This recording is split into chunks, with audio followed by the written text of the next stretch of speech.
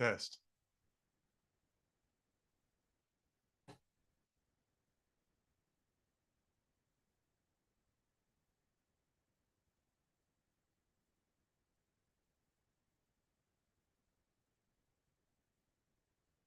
Test.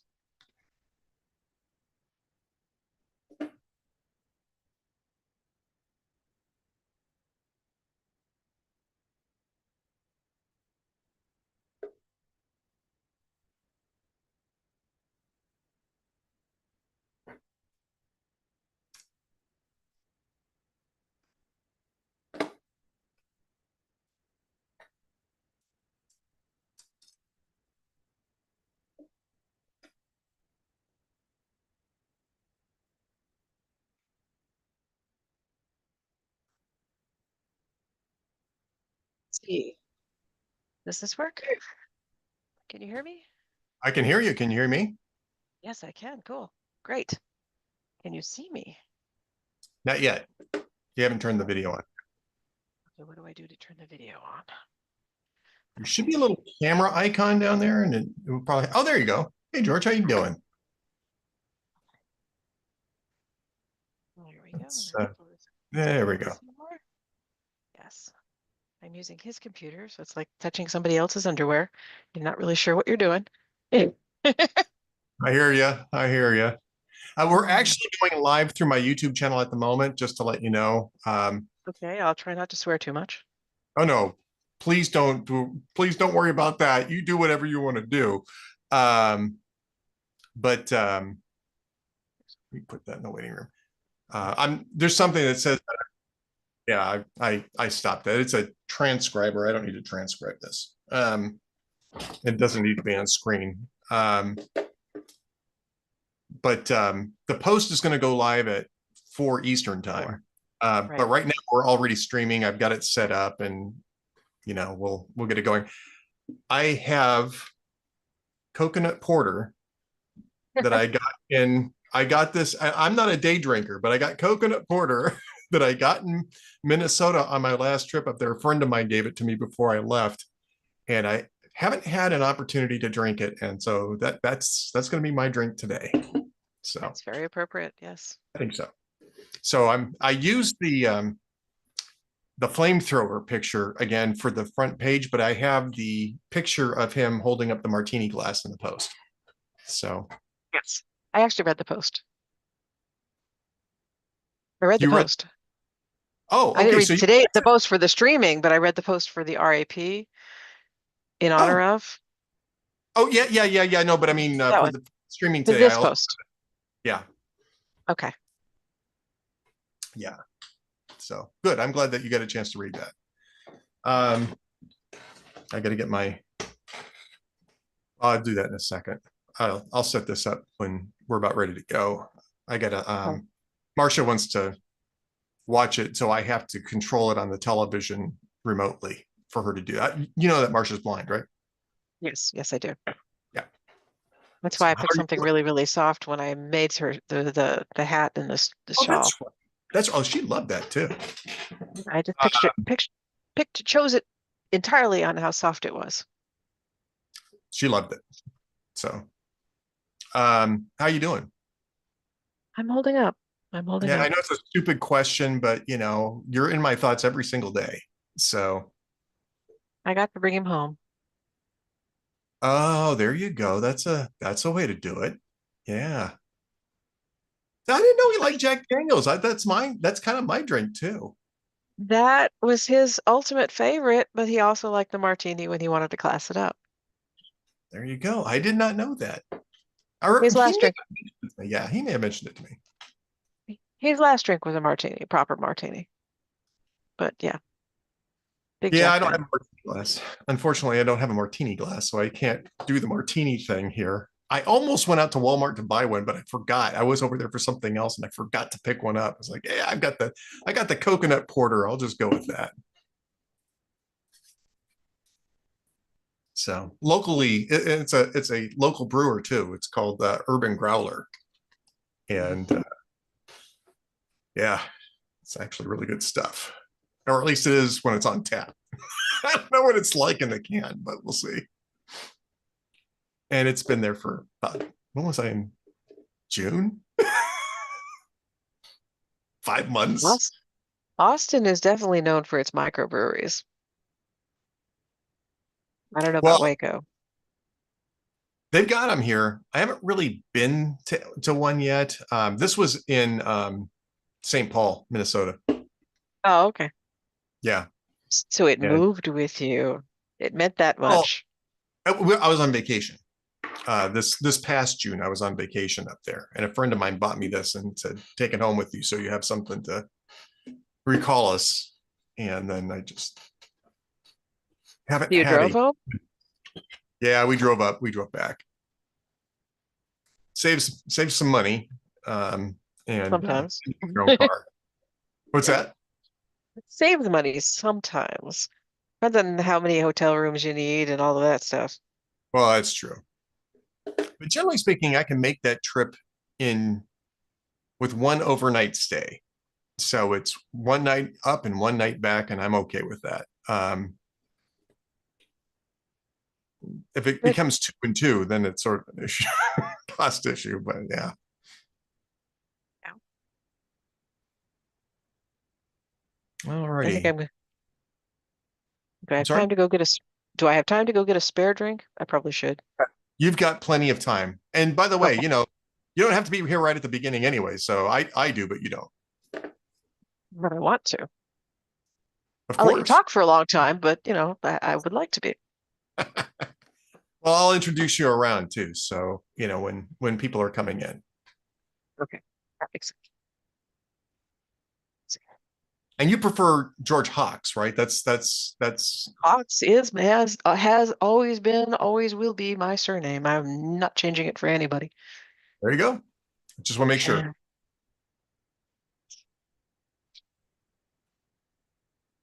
George is short for George Karen, which is awkward, but I like it.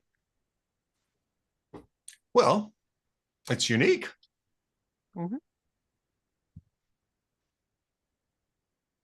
Yeah, I I recall brought, that. Oh, that's nice. brought, brought balloons. I figure for the family ceremonies and stuff, I'll be like, okay, we got balloons. We could just tie them to the top of the Jack Daniels bottle. I think that would be funny. Yeah. Yeah.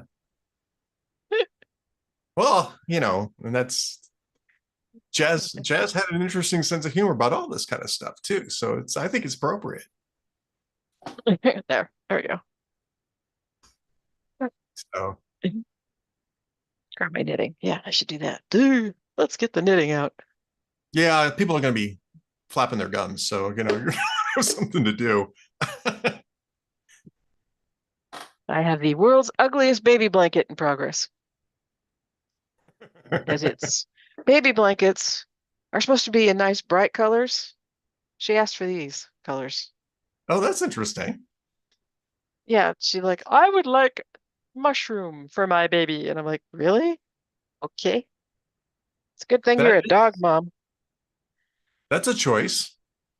Yeah, It's a choice. Oh,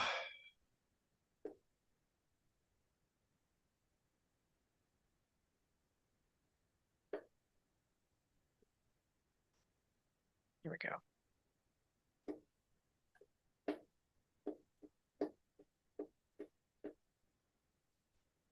all right. Just want to make sure. Yeah, this is still running good. We would have set it up more like a VIP show that we do.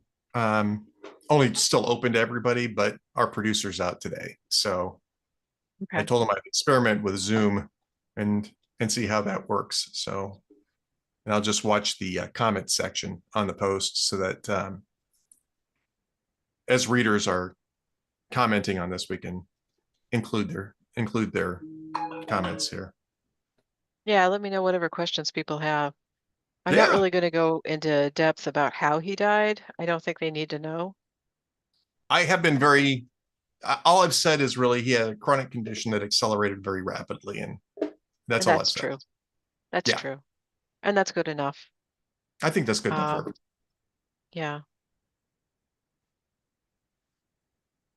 Did I tell you about the coroner's report saying his liver had been so enlarged that it was strangling him and that's why he starved? Yeah. Yeah. You sent me that in a text message. I think it was on Saturday, Yeah. uh, which That was a is, comfort to me that it wasn't him deliberately trying to starve or anything like that, you know? It was, but still. yeah, but I he wouldn't have wanted to last a lot longer, I think, under the circumstances anyway, though. I He talked about agree. time, so he kind of went I out of his own. agree. He did, and that was, and I did help him, and that was great. Yep. He would not have wanted intervention. He would not have wanted the investigation. And in 3 months, I'll get the toxicology reports, and I will share them with you, so you'd Okay, have closure in that regard. I appreciate that. Yeah, whatever you want to share, it's really up to you. Yeah. So, um, yeah, I'm just sorry that you had to deal with this and it came on so fast and so hard. Um, so I feel bad that you I'm had to go through that. I'm grateful for a lot of things like my coworkers supporting me and saying, "Go home, just go be with him. It's okay." I had the time. I didn't have a job where they're like, "Well, you don't have enough PTO, you have to come in." I didn't have to do any of that. You know, they were there for me, and that was a big help. Well, that was good. And, it was nice to work for a company on this end that was trying to work with them Yep. as much as possible. I mean, John and Yes. I just started doing this offline because we didn't want anything going through a company email.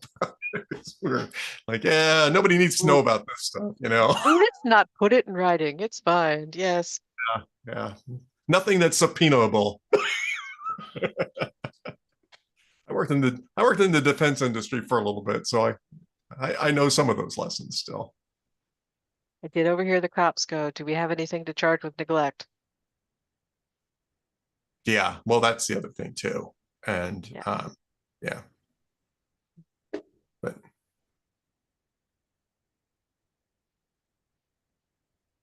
all right. So far, Fortunately, they didn't. yeah. Well, Fortunately, no, they didn't. Go on. Yeah. and there's nothing there to find. It's just it was what it was. It's yeah, Yep. Yeah. But yeah. I that is know. It's that is the sound of the bureaucrats. subject being dropped. Exactly. It's bureaucrats. Yes. Um, all right. I think we're about 5 minutes away from 5 or 6 minutes away from being live. I think I'll set up Marcia's computer while I'm TV rather. I'm thinking about it here. Let's see.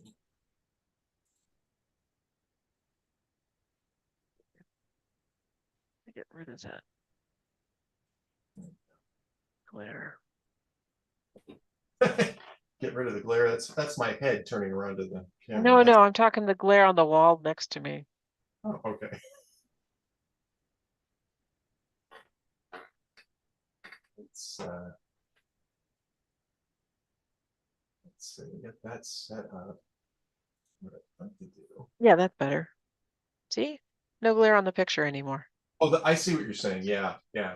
It's a little light flare. I got it.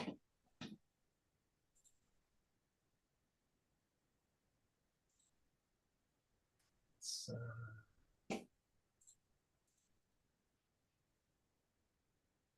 do this. Does that work? There we go. There he is. There it is.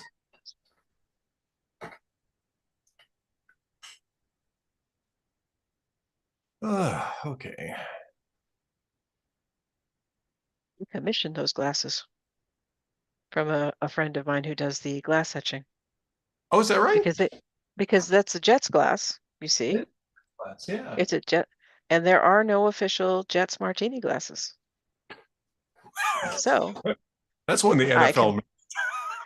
Yes, and I wrote them and complained, and I got no response. So I found a glassmaker. We negotiated which Jets logo she would use. She went ahead and made a set of 4. That's awesome. That's great. Yes. Yep. Yep. The I was watching the Jets game the day he passed away, and I just really wanted to escape. It's tough, and I just wanted to Mhm. turn something on where I could vegetate. It was it was Thursday night football. And it was the Jets. I was like, all right, Jazz is really like yanking my chain here. I know that. And I said, I'm going to watch this to see if there's any sort of Jazz intervention in this game. And they won. And I'm still convinced that Jazz had something to do with it because it was a terrible game. They both played loud. I forget who they were playing, but they both played lousy. And the Jazz I pulled it didn't, out. I couldn't watch it. I couldn't watch it. I can understand why, but I watched it to the end, and man, he would have enjoyed that game. The second half he would have enjoyed. I think the first half he would have been throwing stuff at the television set. There was, I don't know if you heard about this, but they were scoring a touchdown. Oh, come on, stop doing that. I can record this part. No, I mean it's just because it interferes with people coming in and out. I just get it out of there. It came in from the so-called waiting room because that's where I had exiled it. But they were just about to score a touchdown. They had thrown a short pass to this rookie running back, and he ran in untouched into the end zone, but he did one of those hot doggy flipped the ball out of his hand celebrations right before he crossed the goal line. It rolled out of the end zone, and it was a touchback. Take the points off the board. Moron. Yes. Oh Uh, gosh, that's awful. and I was thinking, if Jazz was watching this, he might have thrown something at his television set because I was thinking to do that. Yeah. I'd be yelling my head off if I saw that. Stupid idiots. He's getting fined. Yeah. Well, he's a rookie. I think it was his first, the first pass that he caught. I think they had just called him up to the team. I don't suspect that he's going to have a long career in Not New just York. gonna act like that, he's not. Or it may have just been his first touchdown pass. That might have been what it was. He might have been on the roster the whole time, but it was his first touchdown at all, his first NFL touchdown, and turned out not to be. Yeah, so dumb. Gary. Yes. All right. This is one of his shipboard graduation pictures. He's in Oh, there somewhere. yeah, I see what that is now. Yeah. Yeah. Let me go back to gallery here. Hello, kitten. It's hello.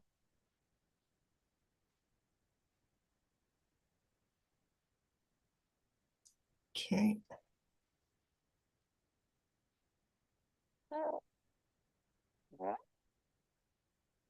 Come up.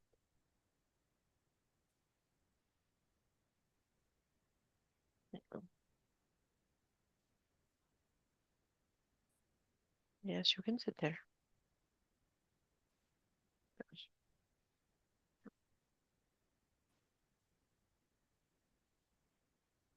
My parents are going to be watching, Oh, well, that's nice.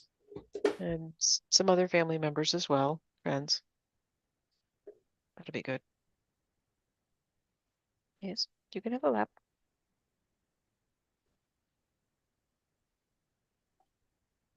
There's Just refreshing and refreshing.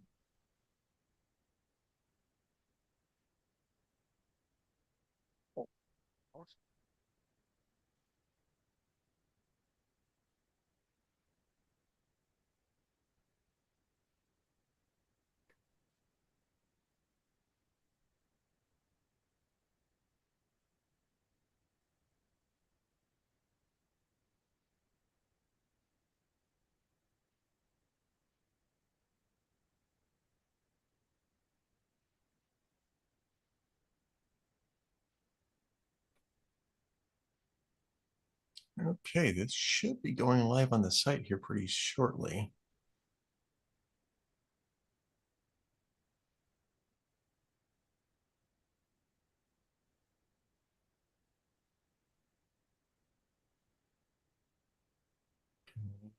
Got that.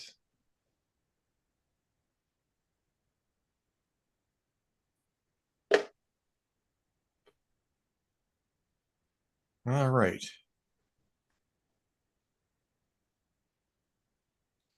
Let me tweet this out on X.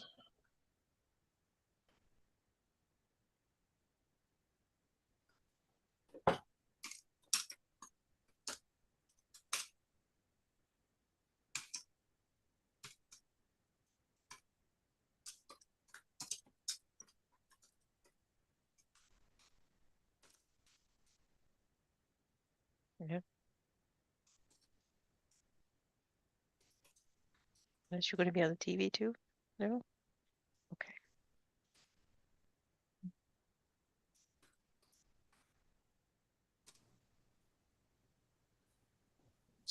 Be helpful if I spelled colleague correctly. There we go.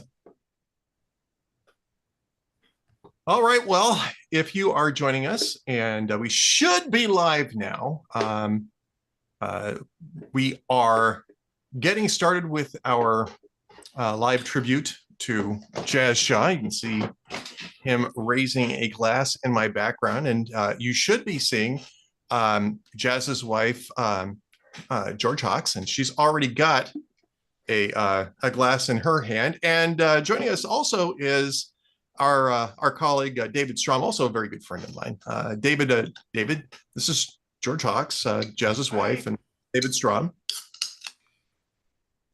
So I have, and David should know this one. I have a coconut porter from Urban Growler that that's been sitting in my fridge for about 5 months from the last time I was up there. You know, when I was up there visiting family and visiting you as well, and I have been waiting for a good moment to pop this coconut porter from Urban Growler, which is great on tap. I have no idea what it's like in the can. I was telling George that earlier. Well, it sounds hideous. You don't like porter, I guess, right? Well, Margaret is a beer person, first of all. And, for me, it's, I go for, Belgian and, wheat beers and stuff like that, stuff that's drinkable as opposed to the stuff that hurts your mouth. Okay, then. Yeah. Well, I am a Doug Emhoff male. So I'm not I'm not a manly man. In fact, Margaret and I have this joke. The ideal man is a strong, silent type. I'm the weak and effusive type. Okay, it's a choice. Yeah. Well, thank you, David, for being here. We already have one comment on the post from Lady Logician, good friend of David's and mine. Mm-hmm. Wonderful, very smart lady. She's still in Hi, Utah. lady. Yeah, I believe she is. But hi, lady. Nice to see you again. She says, hi, George, David, and Ed. And it's great to have Lady with us today. And it's great to have George with us. And George, I don't want to put too much on you because, we didn't ask you to prepare anything, but just wondering if you want to say a couple of words to kick this thing off while we're waiting for a few other people to show. No. Okay.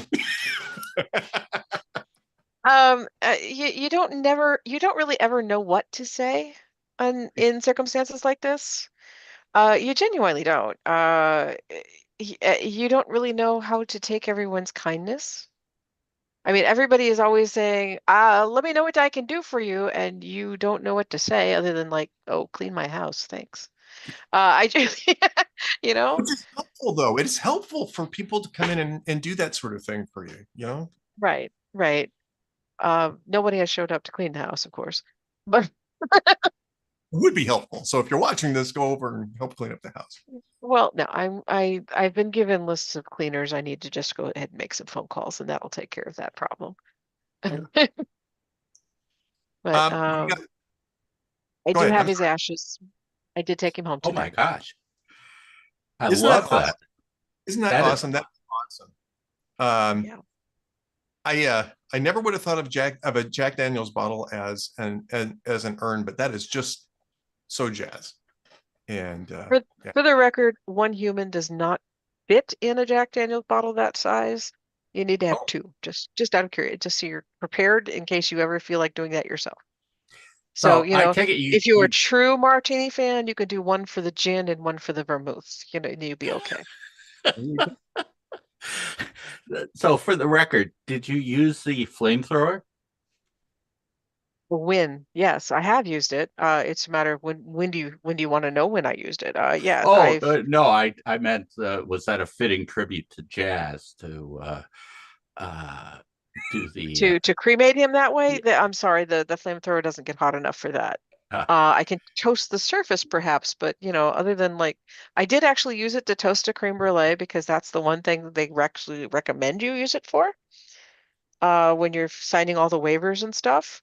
I will not use this in the house. I will not use this on my spouse. They actually have you click those boxes and suggest that you use it for creme brulee. It was a terrible thing for creme brulee because you could taste the gas, and I don't recommend it. I remember when he got that. And I mean, I think he was just delighted to the fact that he could actually get it. And it just tickled him no end. I mean, we talked about it. He was telling me that all the things that he had to sign and just thought the whole process was hilarious. We are getting more comments. By the way, Lady Logician says, George, trust me, I understand. I love the urn. It's perfect. So there you Yes. Big Tex One says, my heart goes out to all of you, especially George. I will miss jazz. I'm not joking, says, thank you, Hot Air, for doing this today. Well, we're pretty happy about doing it, Mark Vandenberg says, again, thanks for doing this and all the best to you, George. And so we're going to continue to watch the comments as we go along, and talk about our memories of jazz and focus on good times. They were all good times, really. And if anybody has questions, feel free to ask. Yes. Absolutely. Yeah. So again, we're watching the comments for that. I'm really just watching the comments on Hot Air. I can kind of maybe keep a peek over at the YouTube channel, but I want to keep my eyes focused on the Hot Air thing. And we're going to be joined hopefully by a few other people from the Town Hall Media Group. We sent the invitation around yesterday, and it looks like we're going to get John Sexton coming in here next. Our colleague at Hot Air is going to be joining us. The problem with people at Hot Air coming in here is that their boss is such an asshole, and such a harsh taskmaster. So really, they're sneaking in here. I noticed David's not contradicting me, by the way. I absolutely would not contradict you on that. Because my boss is an asshole. I don't want to make him upset. Go. Never tell the boss he's wrong. I noticed. So while we're waiting, there's John. Oh, hey, can you guys hear me? We can hear you. Yes. We don't see him. And Cruiser's here, and he's logging in here too. I was on a thing with Cruiser. Was it the end of last week or was it earlier this week? And it was Monday. We did a show on Monday. And I was talking about doing this, and they were like, "Oh, you got to send us the link. You got to get us involved." So it's great to have Cruiser with us here too. So we're reading the comments off of here, but I just kind of want to ask people to, give us some memories of jazz. I kind of wrote mine out in the memorial post. But I have to tell you, it was like one of the coolest friendships that I ever got, because we started off disagreeing with each other and arguing with each other. And we just kept disagreeing with each other and arguing with each other. And we just became friends, like disagreeing and arguing with each other. And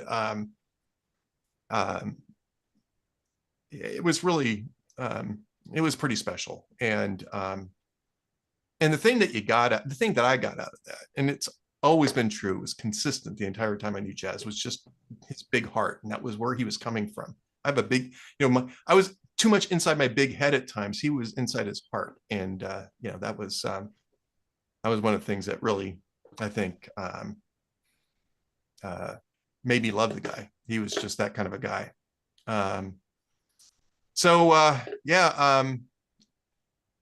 I'll throw it to somebody else if somebody else wants to throw in something here. And I've got other things I could say, but I don't want to monologue here. Can you guys hear me? Yeah, John. Yeah. Here, you just can't see. We can hear you. Yeah, I don't actually know how to do Zoom, so I'm using my phone right now. But Oh, cool. I understand. Yeah. yeah. Anyway, I just want to say I really, from the time I started working here 8 years or whatever ago, I really respected Jazz, and one of the things I respected most about him was, man, that guy was a hard worker. He was putting in the hours every day. He was working on his days off usually, and he was always there to be helpful. If I needed something, he would always help me out. If I was confused, he would always help me out. He just, I really appreciated that. He was a guy you could turn to as a coworker, and he was a nice guy too. I mean, we had some good conversations over the years, just especially on the weekends, because he'd kind of be in charge of things on the weekends. And so we just started chatting a little bit, and I just, got to enjoy his company, but yeah, I think the thing that really struck me the most was how hard Jazz was working all the time, to the point where I sometimes was worried about him. But I just, if we were short, Jazz was the first guy to go, oh, I'll throw in a couple more. Jazz, let somebody else take it, buddy. But he was always there. He was always up for it. And I really respected him a lot. So anyway, this is making me sad, but yeah, that's what I wanted to say about him. Well, I appreciate you being here, John. And we do have a couple more comments from the and I'm just going to toss these in as they pop in. These are from our VIP members, VIP Gold, VIP Platinum members who have access to the comment sections. Fairfax Mike says, I missed all this in the election hoopla. Yeah, we did put it up there, and I put up a couple of reminders in the headlines, but there was just a fire hose of stuff that was going on over the last 2 weeks.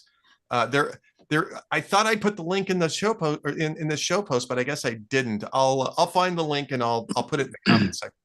Find it. But yeah, we did have I wouldn't call it an obituary. It was my remembrance of Jazz. And then Mark Vandenberg's back with another thing. He says, no questions, but nice to hear some of the personal stories about Jazz, and also good to finally see some faces behind the names. We only ever get to see Ed. No disrespect, Ed. But yeah, no respect. No respect. Oh, you said no disrespect.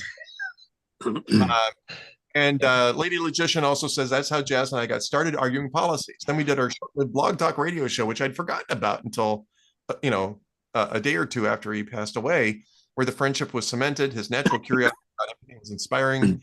I was challenged keeping up with him. I loved teasing him for his love of the Jets. I was telling George a Jets story from I'll tell that in a minute because I'll tell that in a minute. But Cruiser.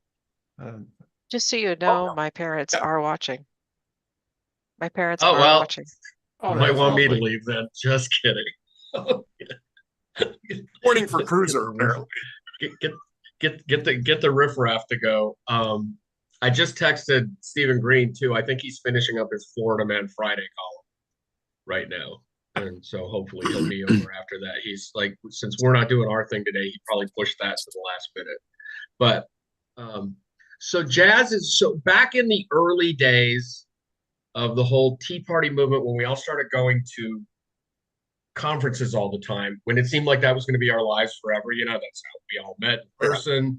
That was and it was fun. You were hanging out all the time, and these people became your social circle. And it really did feel like we were going to a conference every week for a while, even though we weren't. It was just, and you would meet people, and it was like there was CPAC, and then there were all these little mini CPACs throughout the year, not the awful ones that you and I actually, not the ones that were actually called, but the other conferences all. Although I did meet both John and Ed at one of those god-awful regional CPACs for the first time in person, so that was worth it. But you see, these people became, your support system back at the time, because a lot of us lived in places where there weren't a lot of like-minded people. I was in Mhm. California at Minnesota. John was in California. And it just, and so it seemed like you were growing close to people. Now, I didn't have the closeness that you had with them, obviously. Stephen Green had a much more close relationship with Jazz, but Jazz feels like one of these guys that I've known for 25 or 30 years, not 12 or 14. He just always, it always felt like that. He was a great guy. I remember I enjoyed him more than almost anyone else when we were doing those Zoom happy hours at the beginning of the pandemic. Um, and Jazz would just be kicking back, and he's like, "Yeah." And we were like, but one of my favorite things. This is just a weird little story. In the last several years, when I do the briefing on Monday morning, I do it Sunday night, and that comes out of a 48-hour news coma. I don't look at the news on my days off. I don't look at it on social media. I just avoid it. It's a mental health thing. It works. I highly recommend it to people. Take a break. Um, and when I'd come back on Sunday night and start to think, it's like, it's really, there's an ick factor to jumping into the news. And one of my favorite things on Sunday nights, as John said, Jazz wrote a lot on the weekends. I would sit there, and before I even looked at anything, I go, God, I hope Jazz did some UFO stuff this weekend. Every time. I'd be like, I just need that as a palate cleanser to get, not as a palate cleanser, as a way to ease my way back in. And I was such a fanboy of that UFO stuff. As soon as I ever saw that he posted one, like usually when I'm doing the links for the briefing, I just like do the links, and then I'll pop in and might check one out. If it was a Jazz UFO thing, I'd stop and I'd read the whole damn thing because I just love that stuff so much. I just think it's so important when you write about politics all the time to find something that's not political to write about, even if the government is involved. And it's just, so that was one of my favorite. It's just like a fun guy. Like I said on Monday, he was just a decent, nice guy. One of the because there are a lot of toxic people in this business too. But he was just a magnificent guy. I always enjoyed talking to him. You know, when we were at conferences, it was just and it kind of made me wistful for those days when I was thinking about it last week because when I saw the news, I'm just like, and then and it was like I was like, God, I wish we could start getting together more. And by the way, I have bugged the mothership about that. This is forget CPAC. Let's do a thing in the summertime somewhere where we can maybe all get together because I think that's so important. And then when you meet people like that, when you meet genuinely good people in a mostly negative, toxic business, it's a blessing. It's a blessing. And I didn't know him that well, and now I wish I had known him better. But I knew him for a while, and it seemed like a lot longer because he was just like this cool guy to hang out and talk to. I think if you knew him, and Stephen Green is wrapping up, and he'll be here in a minute. Yeah, Sorry. Absolutely. No, I think if you knew him a little, you knew him well because he was a pretty genuine guy, and it was always my. Got a couple more comments coming in. Don Kichi, who he actually commented on one of the headlines saying he wasn't sure he was going to be able to make it, but to send his regards. Well, he's here. So, and he's got his dirty martini and he is toasting. By the way, Cruiser, you'll appreciate this. Yeah. I never day drink. I hardly drink, but I do have my coconut porter from Urban Growler in St. Paul, Minnesota. This is a boy. that I brought back with me 5 months ago, and it's pretty awesome. Just whenever we're drinking on 5 o'clock somewhere, Ed's always like, "Well, I get water. I got to go record something." And now I'm probably gonna go grab something to. You know what? I got the perfect thing for a toast in a minute, but yeah. So now Ed's drink shaming. I'm trying to rest my liver because my high school reunion is this weekend, and it's a Catholic high school, and we drink. We're going to the homecoming game tonight. We drink at the school during the game because it's a private school, so they can serve you beer. So that's why I took the day off. But for this, I got the perfect thing. But yeah, what you said about feeling like you've known him for a long time. I mean, like you know him well. It's true. I never thought of putting it that way. That was perfect. Looks like Stephen Green is logging in. I'll go ahead and add in some more comments. Don Kichi, I already got to Don Kichi's. Fink Spell says, good afternoon, everyone. JPH 200 says, I'm in mountain time and still working from home, so no alcohol. Yeah, we think that that's wise. But joining specifically because I always felt like the writers at Hot Air are friends, even though we don't know each other. Well, that's great. I appreciate that. Well, and I want to say back at you. It really. I can't say how important it is to me. Kitty tail. Yes, exactly. How important it is to me, and I think it's for all of us that we write for our readers. We don't write for the money, for sure. And yes, this is going to be a conversation. Yeah. Yeah. No, but we do it for the readers. In fact, I have to admit, I hate writing VIP articles because I feel like I want everybody to read what I write. It's very important to me, and so thank you for saying you feel like you know us. Well, I just want to go back and I'm not joking. Said, can one or more of you share your favorite funny story about Jazz? Something he did or a prank one of you pulled? We weren't really much pranksters that I recall. Yeah. Yeah. Although But I'll have to say, I learned a lot about Ed on adopting animals, which I already did, but he made my wife and myself look like total pikers. I learned a lot about UFOs, which I've been interested in since I was a little kid. I mean, a really little kid. And unfortunately, I also learned a lot about the New York Jets. You have to understand with the adopting animals, that's how we met. I didn't know that. I volunteered at the Herkimer County Humane Society for a year, cleaning cages every day, 7 days a week. Yes. Wow. And after a year of doing that, I was a little burned out and I looked around my tiny apartment. I had 6 cats, 2 dogs, and a sweetheart, all of which had their shots, all of which were befixed. And since she needed a license to keep a dog, I married him. Well, that's beautiful. Yeah. And I'll tell you, we had conversations about those guys and this is early on in our relationship. I'm not even sure he was writing at Hot Air he wouldn't have been writing at Hot Air at the time because I wasn't at Hot Air at the time either. Actually, Mark Vandenberg wanted an explanation of how Hot Air came along when Jazz was there. I think this was in 2006, and my wife's guide dog had to be put down, and we had just lost another dog like 6 weeks earlier. But Corey was by far and away the favorite dog I ever had, and it just broke my heart. And I talked to Jazz about it because Jazz was going through that all the time, and we talked about that from time to time. And we adopted a lot of senior pets, and when you adopt somebody who's already old, you may only get a year and a half or so with them, and if that's the case, you try to make it the best year of their life. And when you got room at the food bowl, you try to take somebody else home. Our rescue girl, who is my favorite of our 3 dogs, in fact, she's my favorite dog ever. She is, after 12 years, 13, however long it's been, she's on the decline, and Melissa and I are doing our best to brace ourselves for this, but you can't really do it. No, it's just too.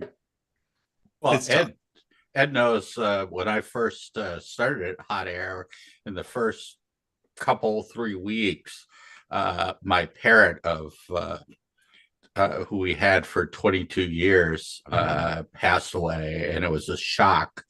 And I was just, boom, I'm done for the day. I gotta go. I still cannot walk into his room. It's been 2 years, and we had to get something out of that room. And I asked my wife to do it because it just rips your heart out. To answer Mark's question, Hot Air started in 2006, but I wasn't part of Hot Air at the time. Michelle Malkin launched it in October of 2006, if I recall correctly. All Pundit was something like that. One of the original contributors. Brian Preston was there. A couple other people were part of that. I came in early 2008, March of 2008, and I passed to Salem Communications in, I want to, it was February of 2010. And I think that Jazz was already occasionally contributing at that point in time, but after a while, The we green got room, yes. in In the green room, yes. green room. And then we asked him to be weekend editor, brought him in full time sometime In after 2014. In 2014. Because I got the 10-year, congratulations, you've worked here for 10 years certificate hanging on the fridge. Oh wow. And actually, I would have thought it was longer than that. But the reason why I thought it was longer than that is because he was just contributing part time. It just took us a while to get the position opened up so that he could come in full time. But he's been at Hot Air for, I haven't even looked, but he's been at Hot Air for quite a while, a lot longer than 10 years. His stuff's been appearing there a lot longer than 10 years. The green room was always brilliant. I think the best thing Hot Air ever did was the green room. What a way to find writers who otherwise never would have been noticed, and then let the cream rise to the top. Yeah, you know, it did work that way. It ended up being too much of a maintenance thing to keep going. I guess there was just the back end stuff was just really difficult to keep going. So, but I liked it because I could say, hey, you want to come in here and contribute? And yeah, it was like a sort of a running audition for not just for our site, but for other people's sites. You know, people could post for a while and have a, you know, have you know, some sort of track record that could take them other places. Layla Justin says, one of the nicest things that was said about my husband when he died was that he was without pretense, and that also describes Jazz, and that's very true. Yeah. And that actually goes to something Steven said. You know, well, we've got two Stevens. Steven Cruiser said about the range of things that he wrote about. He was unapologetically idiosyncratic. And, you know, if he wanted to write about UFOs, he'd write about UFOs. And I think that's one of the things that makes our type of, whether you call it journalism, blogging, anything else, so attractive to our readers is they get to see us. There's no pretense at all that we're anything other than putting ourselves out there. You know, we're not trying to impress anybody. We're not trying to, you know, show that we're smarter than anybody else. This is what I'm thinking about. And, you know, that was a great thing about Jazz. You know, almost. Yeah, you know, I'm trying to remember about when the UFO thing started, because it seems to me that we had a conversation about that. He asked me about it. And it was like, well, if that's what interests you, then that's fine. But I remember being a little skeptical. Really? We're going to do that? It's like, you know, it turned out to be, we're doing that. Post. It was like with you, it's like, Cruiser says, like, is he writing about UFOs again? Because I really want to just get something that I can just enjoy. And well, I mean, he was a Navy guy, right? Yes. Yes. Yeah. And so many naval aviators were seeing this stuff. And I don't know if that's part of what drew him in, but I know that informed his opinions of what he was seeing on some of these videos. And he worked in the radio room and with the radar on aircraft carriers. There you go. See? Explain it. So he had insight. So, okay, since Ed got me to drink something today, and this is right after David talks about pretense. Okay, I'm from Tucson. I ain't fancy guy, but this is a really nice bourbon that my friend and colleague Chris Queen got for me on his recent bourbon tour of Kentucky. Oh, lovely. And Which one? That's not pretense. That's just enjoying life. Not which right, bourbon? I think it's Knott's No, Creek. oh. I think it is. Knob Creek? Knob Creek. I like Knob Creek. That's a good one. And it's one of my favorites. I didn't know. It's very good, and I didn't open it until election night, and I had just a little bit. Then I said, "This is only going to be for special occasions." So And it's been all so- week, right, Cruiser? It's been all week. No, It's- Dwayne. No, I'm keeping. Talk about people who met on Twitter. I think Dwayne and I were the first two here to ever meet on Twitter in the entire conservative movement. Remember we used to sit. We were always way back. plotting on how to get Absolutely. more Twitter followers in the early days. Absolutely. This was back in what, 2004, 2005? Oh no, probably you and somewhere I there? started in 20. I didn't start on Twitter until like late 08. So it was right around then for me. And it was in 09 at the beginning of the Tea Party thing when it all blew up. Okay, And then okay. and then Dwayne and I would spend like hours on the phone trying to figure out how to get more Twitter followers. Yeah. Plotting all the time. But here's the Knob Creek is absolutely delicious. Here's the jazz. Take it. Yeah, I was gonna make a martini because that would be the perfect drink. It's one we always shared when we got together, but it's been snowing here for 3 days.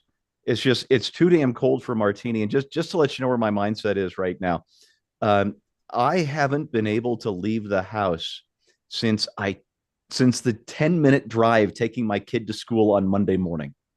That's what it's been like here. Just starting to get a little stir crazy. You would by the be way, you'd be making a martini out of vodka anyway, and he would think that counts. No. That's a martini. A vodka martini is a vodka martini. Not from his perspective. Stephen I and remember this argument.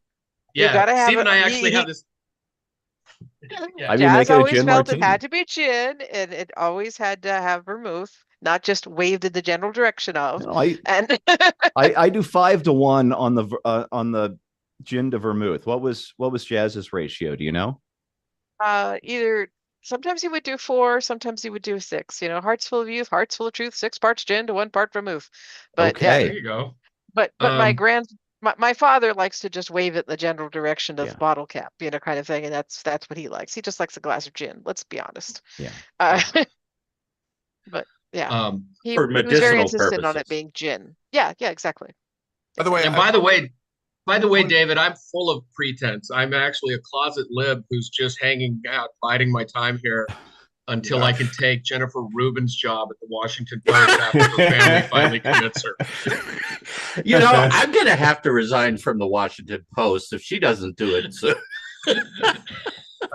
Yeah, by the way, I want to just insert a comment from Cranky T-Rex. I don't know how many people remember Cranky. He's Oh yeah. the Ed Morrissey show. He was doing the chat room. He was doing a lot of back end stuff for me, and he was working with Jazz on some things. He says, "What I remember most about meeting Jazz was how quickly and easily he embraced me and Sum Ergo Monstro as mods in Ed Morrissey's chat. We had so much fun doing that." Well, I mean, I'm hoping that Cranky is watching this. I just picked that one up off of Twitter. I asked Cranky if he wanted to join the Zoom call because he was really part of the mix for so long that I think he belongs in this if he wants to join. But because he was really part of the hot air, live streaming or podcasting mix for a long time with just on a long basis. But it's I mean. Cranky is his name's Chris, and he's I hope watching, but he definitely Cranky T Chris doesn't have the same ring to it. Cranky T-Rex. Oh. T-Rex. So we'll see if he wants to join, and I'll keep an eye on that. So I'm sorry, I was late to the party. I'm literally squeezing this in between a nap and a coma. This weekend. I feel your pain. Yeah. So what's the over under on how far after the election? Because everybody was overjoyed at the election. Everybody was just gaga over how good it was. How long before the first column, if Jazz could have been here, how long before the first column where Jazz would have said, "Yeah, that was great, but," and said, "Here's how the Republicans can screw this up down the road." Tuesday night, I think. It would have been Tuesday night, right? Wednesday. Okay, all right, but early Wednesday. And he would have really loved that night, and then he would have been back to work the next day, taking a look at it, very practically speaking, and Fun. Yeah. That's he was just grounded in that way. It's like, yeah, that's great. Okay, now that's over with. What's next? But I think George could tell us this a little bit more than probably the rest of us could. But I think he would have really enjoyed that night, and then just said, okay, now it's time to get back to work. To a certain extent, you have to realize I am the liberal in the room, and I'm probably the wrong person to talk about it. That the fact that, yeah, personally, I am happy he didn't get a chance to vote. Damn. That's harsh. Yeah, Hey, well, they're both practical. you probably would have enjoyed being a fly on the wall for some of the arguments that we did indeed have, because I am definitely the liberal in the room, and I do know that he would take my name in vain in some of the articles. Even my Democrat wife, I believe he would say. So yeah, he definitely probably would be having a good rant about tariffs right now and what the state of the economy actually is. Yeah. Yeah. Because the whole idea of what he wants to do with tariffs is, well, frankly, it sounds expensive. You may as well buy your big nice things now. Like if you need a new appliance or anything like that, do it in the next 3 months before the tariffs hit. Yeah, I could see him writing that. Yep. All right, so we got somebody says, you guys still ever Opa says, you guys still ever talk to Michelle Malkin? No, she's off on doing her own projects. I haven't talked to her in a few years, not because there's anything, there's no animosity with Michelle Malkin. Oh, it's just there's no animosity. She's very private. Yeah. Yeah. We used to see her a lot at the events. It was wonderful. You'd catch up, have breakfast or something, but No, she doesn't really do those anymore. I mean, I didn't work for her like Ed did, but I rarely had contact with her outside of. I got the sense. I got the sense from Michelle that at the time she was, making the transition and of away from hot air and she was kind of pulling out. There were all sorts of threats made against her kids, and there was all sorts of weirdness going on, and she's like, I got kids to raise. I'm going to pull back and I'm going to be a mom for a while. They don't need any of this nonsense. And I think that's why she kind of unplugged. I don't think her political heart changed at all. I just think she's like, this ain't worth putting my kids priorities. Yeah. That's the impression I got. And Salem Media made her rather comfortable with 2 purchases. So, she threw a couple of Yahtzees on her first roll there. Yep. By the way, Cam is joining us. Cam Edwards from BearingArms.com, and everybody duck. I would have been here earlier, but a federal judge decided to drop a 168-page decision at like 4:00 this afternoon. So Friday news. Oh, I thought you were out with Adam Kinzinger. Thankfully, it was a good decision, mostly good decision. So the Illinois Sullivan's ban, a magazine ban, unconstitutional according to the judge. So, in what jurisdiction? So this will go up to the 7th Circuit Court of Appeals. Like I said, it's the state of Illinois. So, but he stayed the decision for 30 days. So it's actually got to stay in force, which kind of sucks, but better than nothing. Well, at least the decision went the right way. So, yeah. So, yeah, we're all... Has everybody seen all the videos of all the people out there with the copium having to deal, making all the TikTok videos? Did you see Cam? Did you see the one? I don't know who she is, but she's looks like an elderly or middle-aged, 60-ish, who knows how old, but she's like, I'm here to tell you that if I see a white person, and it has to be a white person. Yeah, I saw this one. They're walking down the street the same time I am. I'm just going to shoot them because I have the right to. I would have just told her, go plan 4B. I don't think that's how that works. Yeah, see, I don't think that's how that works either. I'm confused. I thought it was young black men and young Latino men who were the white devil now. I Yeah, guess they're I've been reading the narrative wrong the last few days. Yeah, I wonder what state she lives in, and if we should red flag her. I don't know that she's actually a gun owner, but that seems like she's a danger to herself and others. She's pretty explicitly. So 2 questions for you, Cam, and also for Dwayne. First off, love to get your favorite memory with Jazz, but secondly, what are you day drinking? I'm doing a coconut porter from a microbrewery in St. Paul that I kept for 5 months.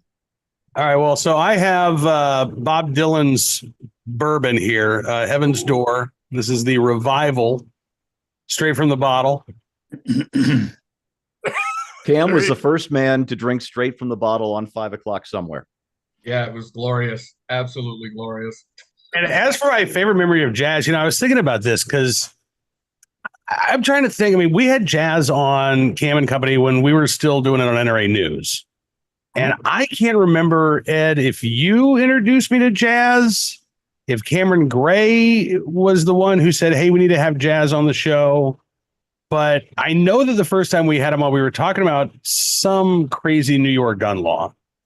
And, I was not close with Jazz. I mean, he was somebody that I knew, and I always loved getting a chance to have him on the show and getting a chance to see him in person. But he was that lovable curmudgeon, right? And the common sense curmudgeon. He was just kind of the grumpy guy, just fed up with living in the blue state and all the BS that went on with it. But he always was so genuine and so warm. I remember when I moved to the farm, he was the first to tell me about horseradish and how you can grow horseradish. Because I wanted to know how to do that because my wife loves horseradish, and he just was always so open. He was just an open book.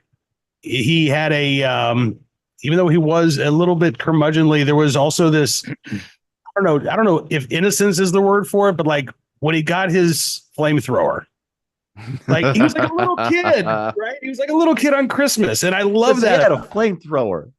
Absolutely. That's the whole point of getting the flamethrower is so it could be fun. Let's go see what we can play with. It was great. Right. So I just, I don't have any one specific memory of Jazz. I just know that he was such a good man, and he was always so much fun to talk to and so much fun to be around. Now there's not one particular memory that stands out because they're all good memories. Yeah. So he did enjoy talking to you, Cam. He did enjoy talking to you, Cam. I love talking to him. He was just great. And I am so sorry, George, for your loss. Thank you. By the way, want to just introduce everybody to Chris, who is Cranky T-Rex, is his nom de plume. And Chris was very involved for years and years and years doing unpaid but super appreciated work on the Ed Morrison Show's chat room. Many hours of tech support, Ed. Yes. Many hours of, yeah. Also tech support in this particular podcast computer because I kept screwing up the audio settings. The unofficial IT department.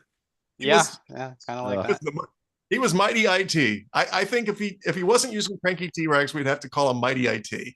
But Chris, I know that you didn't have a formal role, but I knew you've been part of this thing for so long. And when I saw your tweet, I just said, hey, you got to come on here and join us. So for day drinking, you got to have a drink. And I don't have an alcoholic beverage, but I have a beverage. So we'll call it that. Fine. That's fine. As long as you put it in a pretty glass, as long as you put it in a pretty glass, it doesn't matter what it is. And Chris, this is George. George's Jazz's wife, and so I'm not sure if you ever had a chance to meet. I don't think we ever did, other than occasionally on Twitter. I think we may have exchanged a tweet or two here and there. But my condolences. Thank you. I was actually sitting in Epcot in Disney World when I saw your tweet come across, and I was like, I looked up to my wife and I said, "Oh, a friend of mine just died," and she said, "Who?" And I was like, "Jazz Shaw. He was this guy that we spent hours and hours and hours with in the Ed Morrissey chat room because I had told her about she came into my life a little after we kind of got past most of the Ed Morrissey stuff. Yeah. So I was telling her about all the stuff that we used to get up to, and like Cam, I don't have like one specific memory that I could point to. I was just saying that on Twitter is like, because everything we did was fun. You know, we spent all of these. We used to do what the Ed Morrissey show was every day, 5 days a week for an hour, hour and a half, 2 hours, and we would sit in the chat and we would be banning the schmucks that would come in, and we would play trivia, and we had the little chat bot that Monster and I put together, and he helped us with that, come up with some of the responses we put in that. And then he was actually the one that basically bullied me to get on Twitter in the first place. So every time my Twitter anniversary comes up, I'm like, yep, you can thank Jazz Shaw for having to listen to me, guys. You can blame him. Yep, you can blame him. And then you can blame me for getting Jazz go on Twitter. Okay, he wouldn't have been on Twitter without me. There's a big old circle of blame here. It's ultimately your fault then. The main reason I got on Twitter is because of that one TV commercial of the old people, old family members sitting around with their phones going, "I am sitting on the porch." And I just thought that was a great thing to do. And the first 10 years of Twitter was archived by the Library of Congress. So somewhere in the Library of Congress is at least one tweet of me going, "I farted." That's the way to be remembered, right? Lady Edition says she was reacting to your comment about the glass, George, and she says, "That's why I love you, George. You have the right perspective on drinking." So there you go. And I am reading comments. If you're watching this and you're a VIP member and you're leaving comment, you're inclined to leave a comment or a question or some sort of whatever. Go ahead and write it in there. I'm watching that, and we'll read them off. Dwayne, first off, are you day drinking? You just woke up. I just woke. If I'm drinking the hard stuff, I mean, I literally rolled out of bed, took a quick shower, and came in here. If I'm starting to drink already, that's a problem. So I have my. We don't see it that way, Glenn. I strongly disagree with you on that. I know. I have my Grinch mug though. I've got my Grinch cup. That's something. So Steven, I got. You don't appreciate it. I gotta ask: do you actually drink during the live blogs? Oh yeah. Oh, cool. Except for Tuesday, I knew I had to pace myself on Tuesday, so I think I was the only one. I went really light on Tuesday. Yeah, actually, I knew I'd be working until at least 5 in the morning. Yeah, so I knew it was going to be a long night, so I drank less on Tuesday than I normally would during a live blog. But yeah, the drunk blogs are genuinely drunk by the end of those things.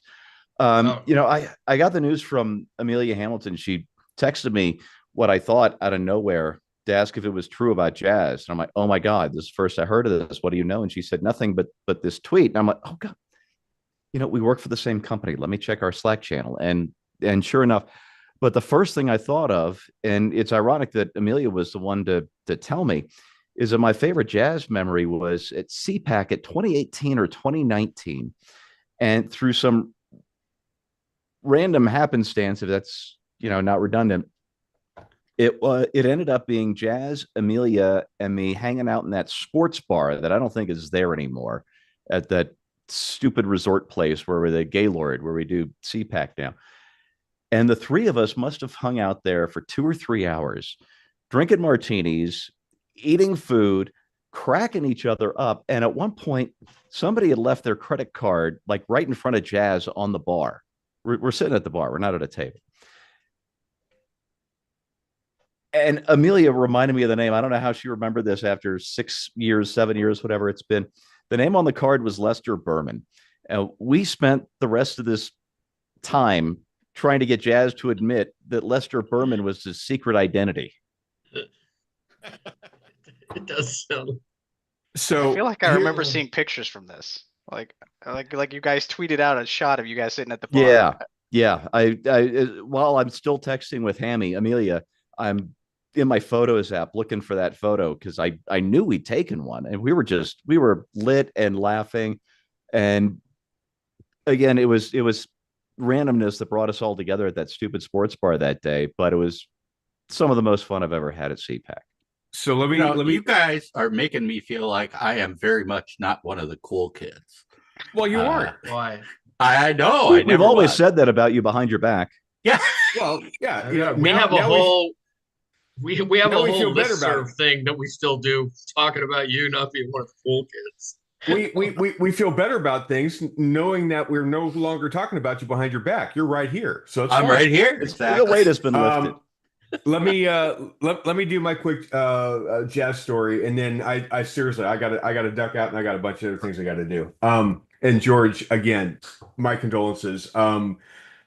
Jazz and I had kind of a fairly unique relationship. I for years doing Ed Morrissey's show, he was always the kind of the butt of the joke. He was always my foil, if you will. Whenever we would plug each other's sites, Ed would plug our Universe site in at hughhewitt.com. I would plug Hot Air's VIP section, and we would constantly do that. And in my pitches to Hot Air, I would always say stuff like, they've got a wonderful stable of writers. There's all sorts of great columns by Ed and by, at the time, All Upon It even, and there's all sorts of great stuff, great content there. And even every once in a while, Jazz might make a contribution. You know what? I would drop those kind of little just stingers every once in a while.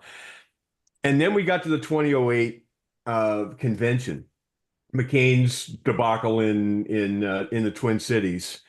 And when we came to town, everybody's scrambling, trying to find a place to stay to deal with the convention.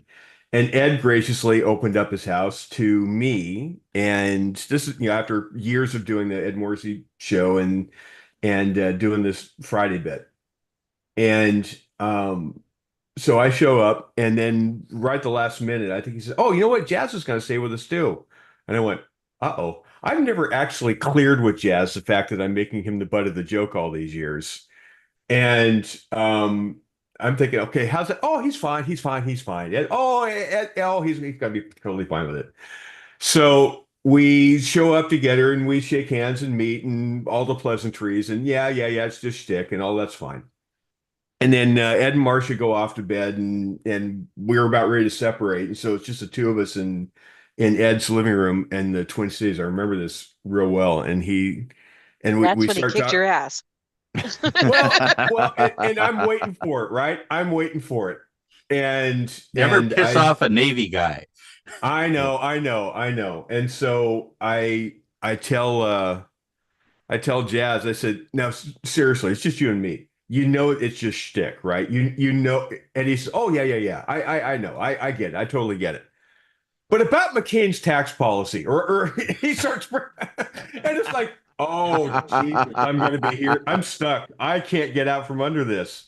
And so we had to talk about policy for about the next, I don't know, hour and a half. Oh, that was your punishment. And that was my punishment. So I had to sit there and listen to just a raw, unfiltered, pure, unadulterated jazz for an hour and a half. And it's like,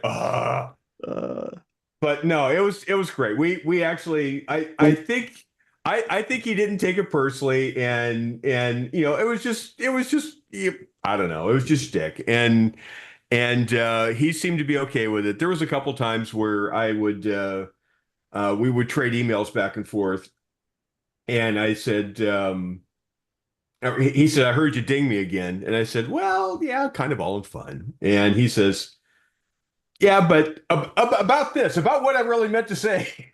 It's like, okay, I get it.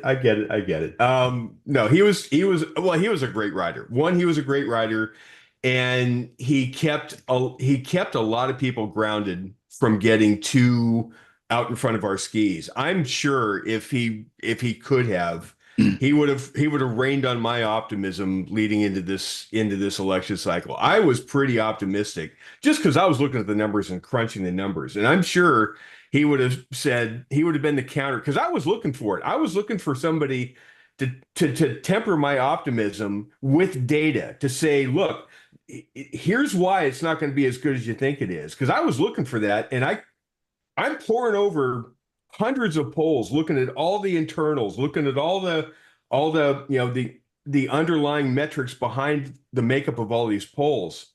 and I'm seeing the numbers, and I could not come up with anything other than the result we got.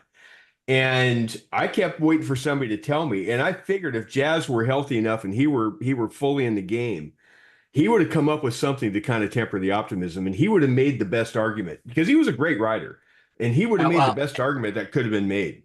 Ed and I, certainly me, I've been so dour about the state of the world that I just would have said, well, demons are walking the earth, and that's why we might lose. Fair enough. Yeah, You've actually said that to me. Yeah. No, I will tell you. I mean, I'm a very bad Catholic convert. I'm sort of I grew up in an atheist family. I am the opposite of the guy who would call himself spiritual. But watching what has happened over the past 3 or 4 years, it does almost feel like demons are walking the earth. They're sterilizing and mutilating kids and all that. So that was my worry, just sort of that, the trends in the world have been so bad that somehow, I thought Trump was going to win. I felt everything that you were feeling, Dwayne.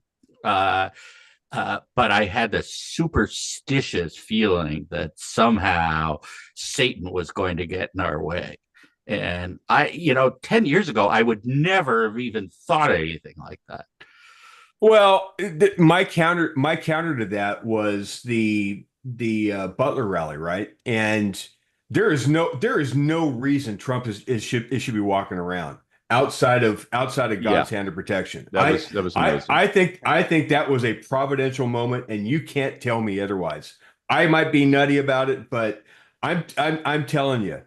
No, he's like King David, a profoundly flawed man, and you can. But he's clearly being used for God's purpose.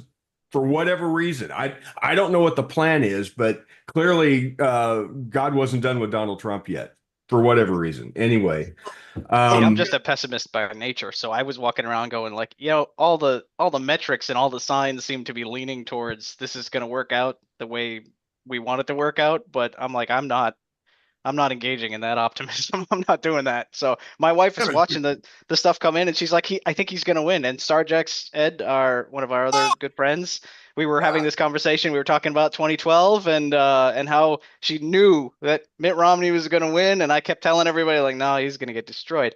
But she's sitting there. She's sitting there and we're talking about that. And she's like, it looks like he's going to win. And I kept going, as the wise man once said, we'll see.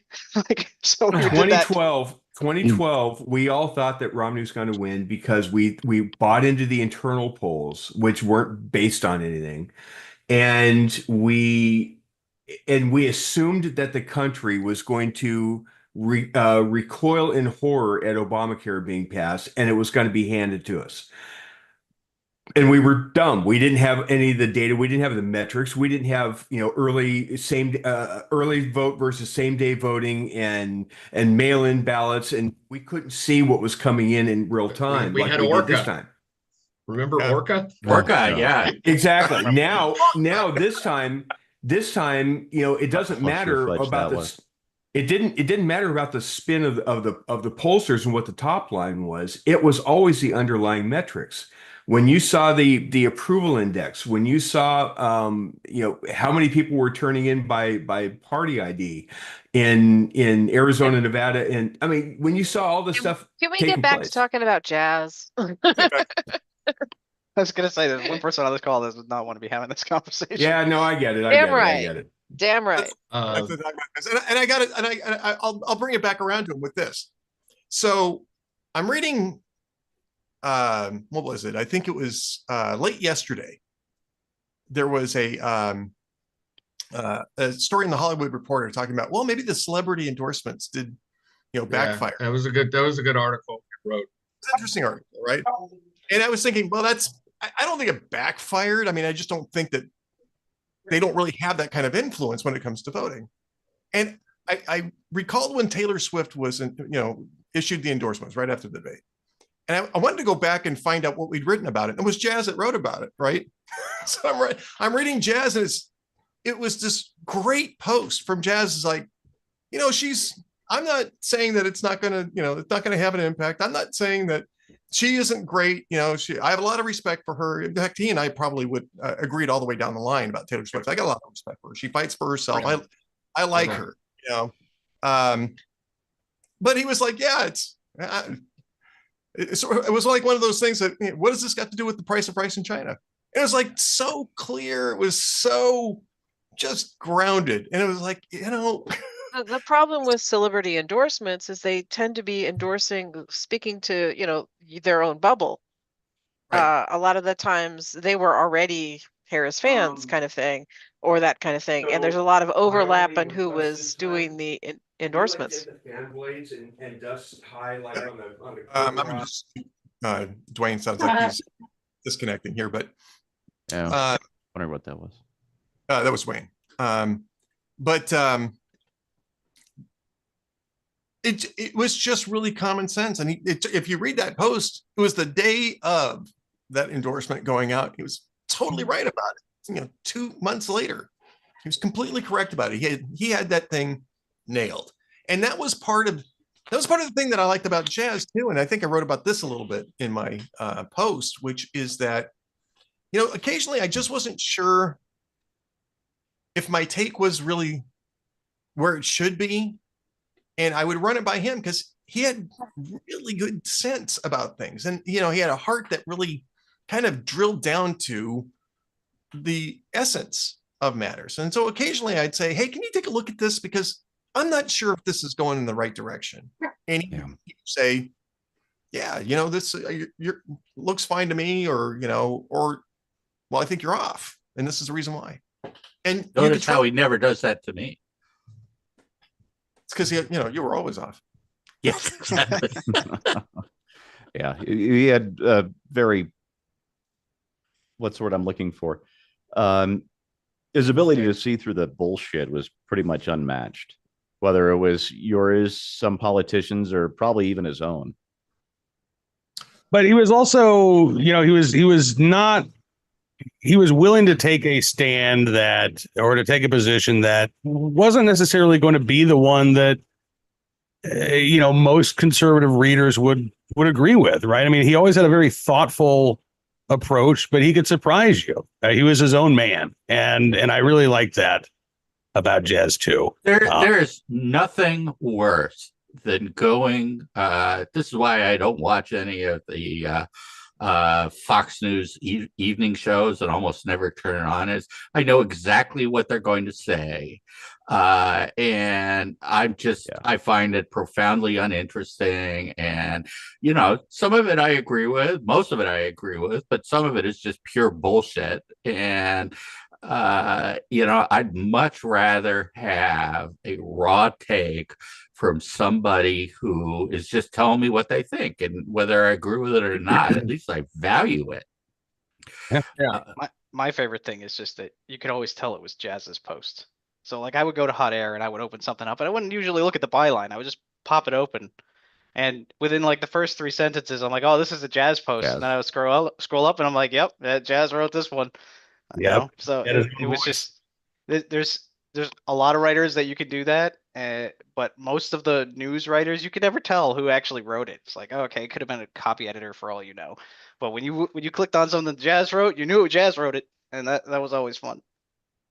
George, I have to leave, unfortunately, but I'm so glad that I got to spend a couple of minutes here. And again, you're in my thoughts and prayers. We love you, and I hope that we get a chance to reconnect again soon. See you, Cam. Well, thanks for dropping in, Cam. I really appreciate it. And, yeah, good to see you, Cam. Absolutely. I didn't want to miss this. So yeah. Hey, John, I think we're talking over you a couple times. Did you have something else that you wanted to add? Oh no, he just muted himself. Yeah, he just muted himself. There we go. You know, I'm still here. We'll I call that a listened to no. everything. I had a post I had to finish up by 5, so it's done now. So John, I'm here. John, I know you said you didn't know how to Zoom because I sent you a private message earlier saying we should catch up soon. I'm saying the same to Dwayne too. I saw it, but I have no Dwayne. idea how to respond to it. I still have your number, I'm pretty sure. But This I is have the first Dwayne's time number I've ever too, used so Zoom on the phone. I'll reach so. out. I'll reach out to both of you soon because yeah, it's time to catch up again. Yeah, It's like, I totally agree. I totally agree. I mean, it's sad that these are the circumstances in which we realize that, but then you feel the hand working from afar, working from above, making things like that happen too. I'm sorry, I'm but up I did for not it. have time to tech support for you guys today. So. I do not believe in coincidence. I'm a little too Catholic for that. We wrote Christian with this just so that he could do some tech support for us, by the way. Yeah. Fix the Zoom. I do agree. It was always easy at Hot Era. I always knew it was a Jazz thing, not always by the headline. I always know when it's an Ed Morrissey headline, but I always did know Jazz, and I do agree. It's a fantastic writer, and I don't say that a lot. I really don't say that much. Yeah. I don't. Steve will back me up. I don't. He really doesn't. Not a lot of people get that from me. Present Company is included in people who I think are great writers. And thank you, considering you've never read anything I wrote. I know, but I still remember from you being like off camera on the Zoom happy hours when I was completely blotto, still coming in with something, a witticism, or Jazz yelling something over to you, and he always would mention that you were his Democrat wife. Yep. I thought it was your name for a long time, actually. He never actually mentioned me by name on the regular, and I never put my face on the internet, just so to maintain privacy for him. Mm-hmm. That worked. Well, he always had bad imposter syndrome because he never went to school for writing. So he always felt like he was going to be caught. Like somebody would say, "Hey, you're not a writer. What are you doing here?" And I'd be like, "Dear, you've done this professionally. How long? Yes, you are a writer. You are good. Stop it." Yeah, he's by the way, very gifted. Lady Logician says, you guys will appreciate that. By the way, Mark Vandenberg says he had to run, so I'm sure he's off by now, but great that you were here, Mark. Lady Logician said that she misses Perry and Jazz because she needed their pessimism to counter their optimism this year. But this is the other thing that she said. She says, "Ed, I hate to tell you this, but if I had limited time to read, Jazz was always my go-to." It's like, I have no problem with that. I do. That's what it's over. Yeah. Well, every one of us was blessed to be associated with Jazz and to be able to have the interactions we did, whenever we could. I have no words of comfort other than to say I feel kind of jealous, insanely jealous of George because she got Jazz all the time, and she got to know Jazz better than any of us ever will have gotten to know Jazz. And in the pieces and exchanges and back and forth and even from afar, I wouldn't trade a moment of any of the time I had with Jazz back and forth. And I only wish I had more time being on the West Coast, him being on the East Coast. I only wish I had more time to be able to have more personal interactions. But George, you got the best of Jazz. You got it all. And I'm jealous but then again, I'm just happy that you had the relationship you did with him for as many years as you did. So we were married for 28 years, and I just a month short of knowing him for 30. Wow. Well, that's the way it should be. You still know him. And yeah, you still know him. That's exactly right. That's very well said. So, condolences, and he will definitely be missed. I guarantee you, as the election stuff continues and however the country takes shape over the next year, all of us at one point or another, or dozens of times, whenever we write something, Jazz is going to be in the back of our head, and he's going to be helping guide us write all sorts of stuff. He just has that kind of influence with all of us. So I'm going to duck out too. All of you guys are, I love you all. You guys are like, brothers of a different mother to me. And and we have to stay together more than we have been. We get so caught up in our silos that that we don't get together as much as we should, and we really need to. So, Jazz, you're a incredible writer and a hell of a colleague, and we're going to miss you a lot, buddy. Yeah. Yeah, brother. Well, thanks for coming by, Dwayne. We appreciate it. You got it. I'll be Thanks, in touch, guys. buddy. You got it. Thanks, Cruz. Oh, excuse me. Hawk Driver over at the Hot Air Post says, "Great to see you all together celebrating your memories of him." Hawk Driver's a great commenter, by the way. I think he was a pretty heavy commenter on Jazz's posts, in fact, if I remember correctly. And Jazz spent almost as much time in the comment section as I did. Wow. yeah, And yeah. I just want to say it's not a replacement, but if Lady Logician really has a need for a curmudgeonly pessimist, I'm still writing every day. Okay, so if you need, you don't have to look far. You know, Someone needs the clicks, huh? Aren't we all? Don Kichi says, "I love reading all the current and previous writers at Hot Air. That being said, Jazz was the one writer that I always wanted to sit down with and just have a meandering conversation with on no specific topic." And Yes, you did. That's true. Yeah. That's a good take. It's a Right very about good take. anything, and do it well. I live for good conversation. Anytime Yeah. we didn't do this we did this for a couple 3 years, but it's a long time ago now. Jazz and I did various podcast radio shows where I know I wasn't hosting. I can't remember if he was actually the host. We were both just the guests at the same time, and you just one of those people. And I just conversation is an art form, and he was a great practitioner of it. Yeah. Yep. Yeah, I agree. And I've been blessed for what is it? It's got to be pretty close to 20 years, right, George?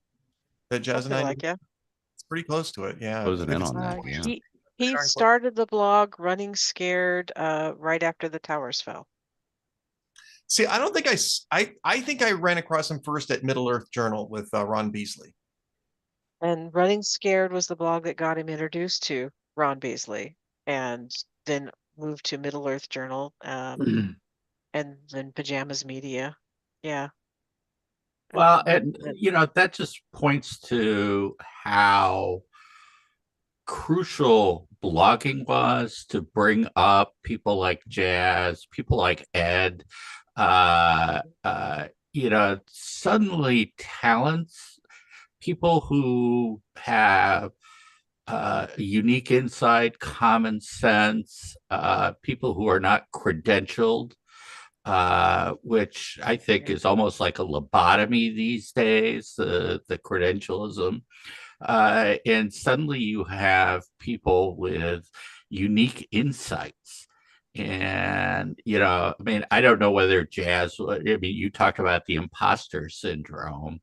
I think that's true of a lot of people out there who have this, sense of intimidation by the credentialed class. But actually, all the most interesting people are the people who've come from outside the system. And the blogging explosion from the first decade of the 21st century, I think, led to a revolution.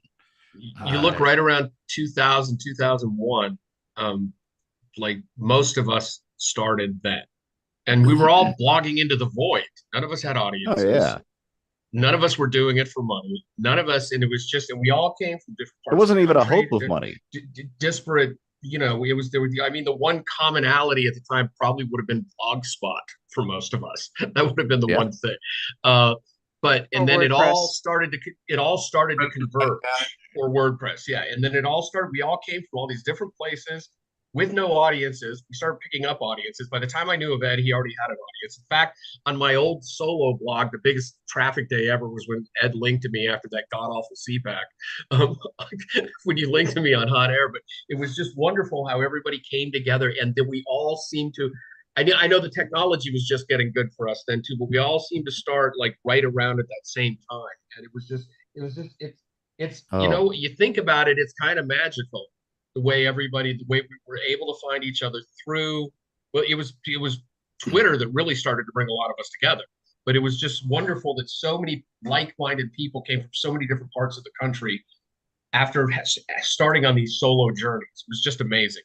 And I'm grateful for having gotten to meet every one of you. Jazz, again, one of the Twitter is where I got to know Jazz outside of just reading his stuff on I think I remember him from Running Scared. I think Glenn found him, an Instapundit at Running Scared, and that's when I first became aware of him. But then we really got to know each other when Twitter took off, because I mean I think that's how half of us did it. 3/4. That was our town square for the conservative movement starting in 2009. We were the ones who freaking made Twitter. That's what made it so unconscionable what they did in 2020. Okay, we were the celebs weren't doing anything. The left wasn't doing anything. It was we were going around, all of us from that. We all met each other. We would all go to the conferences, and we were talking to people about social media and grassroots activism on social media. That's what I was getting paid to do speeches on how to sign up for Twitter. And but it was just, don't forget that blogs and social media wasn't where it was at. It was faxes is where it was at. long story. Oh, Sexton knows. He's smiling right now. That was Fact blast. Man, I don't even remember that one. You weren't at that one. I'll tell you later. That was where I met Breitbart.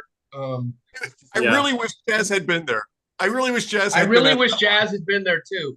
But there was that whole Old West feeling to it when we all started to get together. And it was, I mean, we were getting our asses kicked by the Obama era, but that is what saved what little bit of sanity we had, was that getting together, people like that.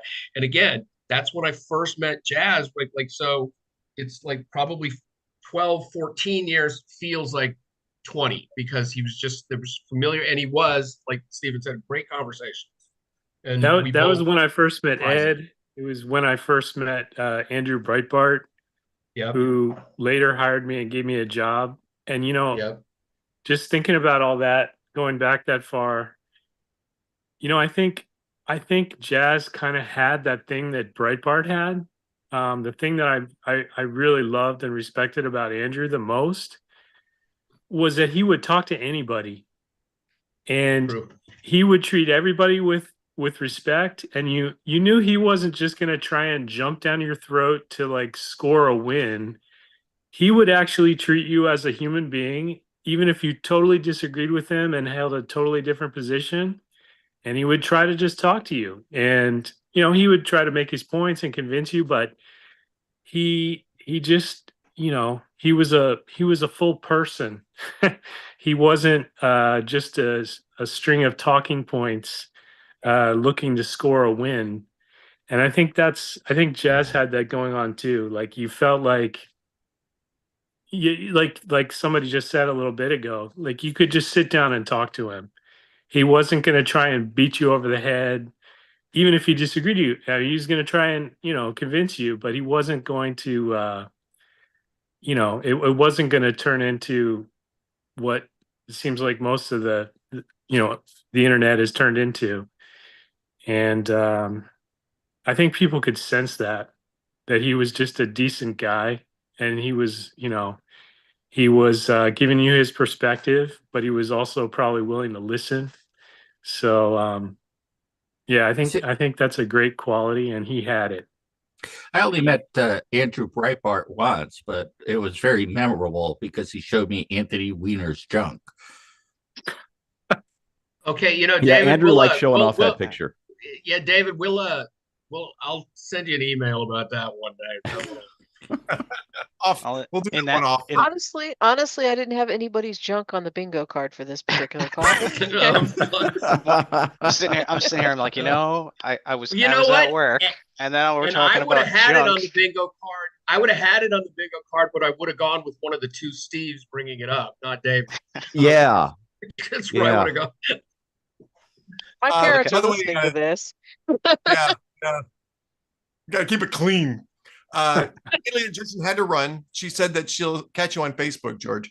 But she also said that she first met Jazz in Captain's Quarters comments, and then Middle Earth Journal. She went over to Middle Earth Journal from the stuff that we were doing back and forth there.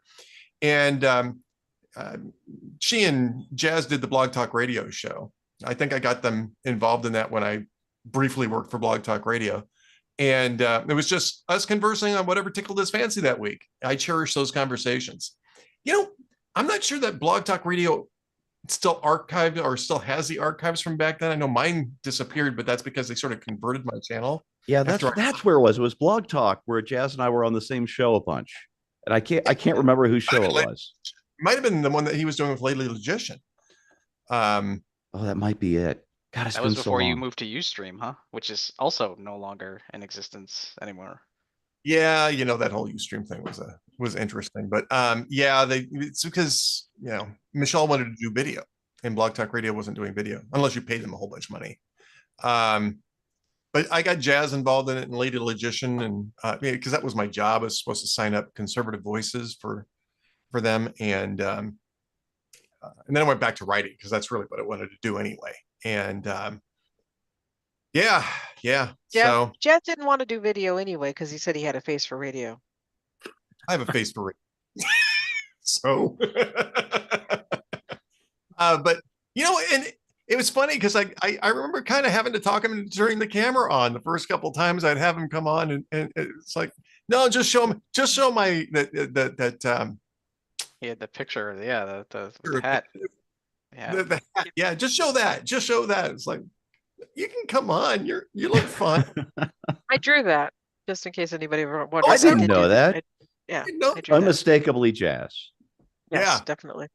That's the Jazz icon. I mean, it still is the Jazz icon, right? I think it was still on his Twitter account. I'm certainly not going to change it. Right. I think he's been using that since as long as I've known him, and I wandered in 2008 into your chat room. I think it was. Yeah.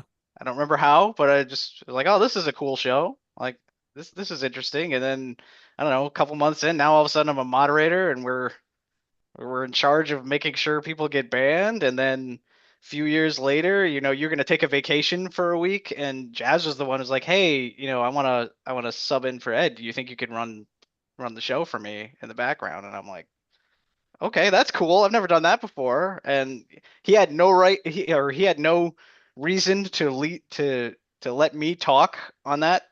And he was actually very encouraging about like, yeah, why don't you, you know, step in and give your 15 minutes or whatever we're talking about. Like he had no reason to do that. I was just the guy pushing buttons. So I always appreciated the fact that I actually got to speak aloud on one of those episodes. I think though that's very much the spirit of what makes Hot Air, and to a great extent the town hall media infrastructure, PJ Media, you know, so valuable, is that we don't care about the credentials. We don't care about the prestige of someone. Do you have something interesting to say? You know, that really is the bottom line. What value do you bring? Well, And I've never been accused of having anything interesting to say. He just let me talk. That's not true. Everybody has something interesting to say. Yeah. Honestly, if you sit down and talk with anybody, even if they have the extreme opposite of your beliefs, they will have something interesting to say. You will find something in common. I guarantee it. Oh yeah. I guarantee it. yeah, I have had so many people, you know, whether it's on Twitter or in the comment feeds, will say something like, well, I'm a nobody, but here's what I think. And it's like, nobody is a nobody. And that's the problem with the current world that we live in, is that so many people are treated like nobodies. You know, well, Anthony Fauci said this, don't do your own research. It's like, I don't really care how many, you know, degrees he has. Is what he is saying true or false? Does it make sense or not make sense? And you know, I think the only way to get a decent sense of the world is to aggregate from all the various points of view as much as you can. And so nobody is a nobody. You know, that people turn themselves into the NPCs. by just sort of bowing down to the people who have some sort of claim to authority. That kind of speaks to the rise of the long form podcast thing, like the Joe Rogan. Like, I'm going to sit here and I'm going to talk to you for 3 hours, and eventually I'm going to get to the heart of who you are. Yeah. New comment from Hawk Driver, who says he can't stay. We're still doing after election reviews here in our county, but hearing your comments about the credential class, and this is just what you were just saying, David, it just hits home how much you've all changed the news media landscape, even with the highbrows looking down on what you've all done, considering you internet crazies. Having our own bloggers involved in the either of the legacy media holding their feet to the fire. Are you kidding?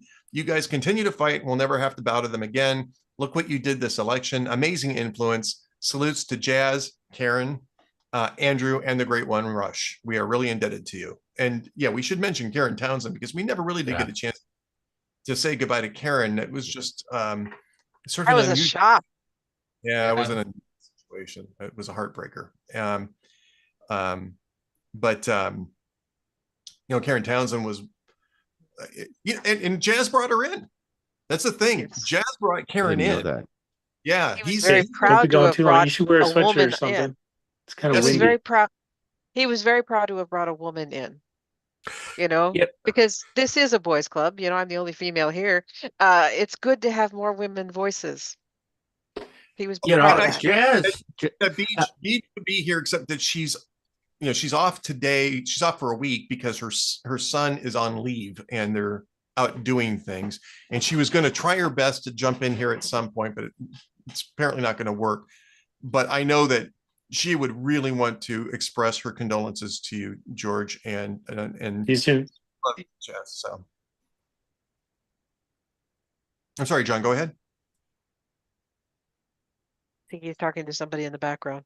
Oh, okay. Well, I actually want to talk about Jazz and his relationship to Karen, because one of the things that was really striking after the hurricane is how persistent he was and empathetic he was about Karen's situation. And, he really cared deeply.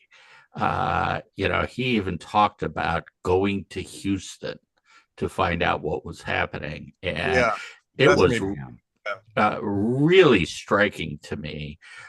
It was not abstract. He was very passionate about it. And it really showed an aspect of his heart that I had not seen before. Unlike you guys, I have never met him in person. He's been someone who, was, mostly in the Twitter conversations that we all had. And I saw an aspect of Jazz that really was striking to me in his care for Karen. He was so upset when I told him what happened too. He was just so upset. Yeah, he was. That was a heartbreaking day because I knew he was going to be upset. Because it was an upsetting thing. And I can't talk too much about that, summer. But I will say this, that I got to give credit to our corporate office, which basically strong-armed a couple of entities in Houston to find out what exactly happened. I mean, once we got them involved, they were pretty effective, and they were kind-hearted about it too. But yeah, that was tragic, and George is right. I mean, he was really proud of Karen. Karen was a good writer. She did great work. Yeah, she was. She was a little rough to start off with, and we all just pitched in and gave her a little feedback, and she picked up on it right away, and she turned into something really special. So I'm glad we have a chance to salute her as well on this, and because I miss her, and I miss Jazz. So to Karen. To Karen. Yeah. So to all of this, this is Dwayne says we should get together more, we should get together. And again, it's sad that we had. It's sad. This is something that you realize when sad things happen. You'd like, okay, maybe we should cherish this a little more. We've all been talking about way back in the day.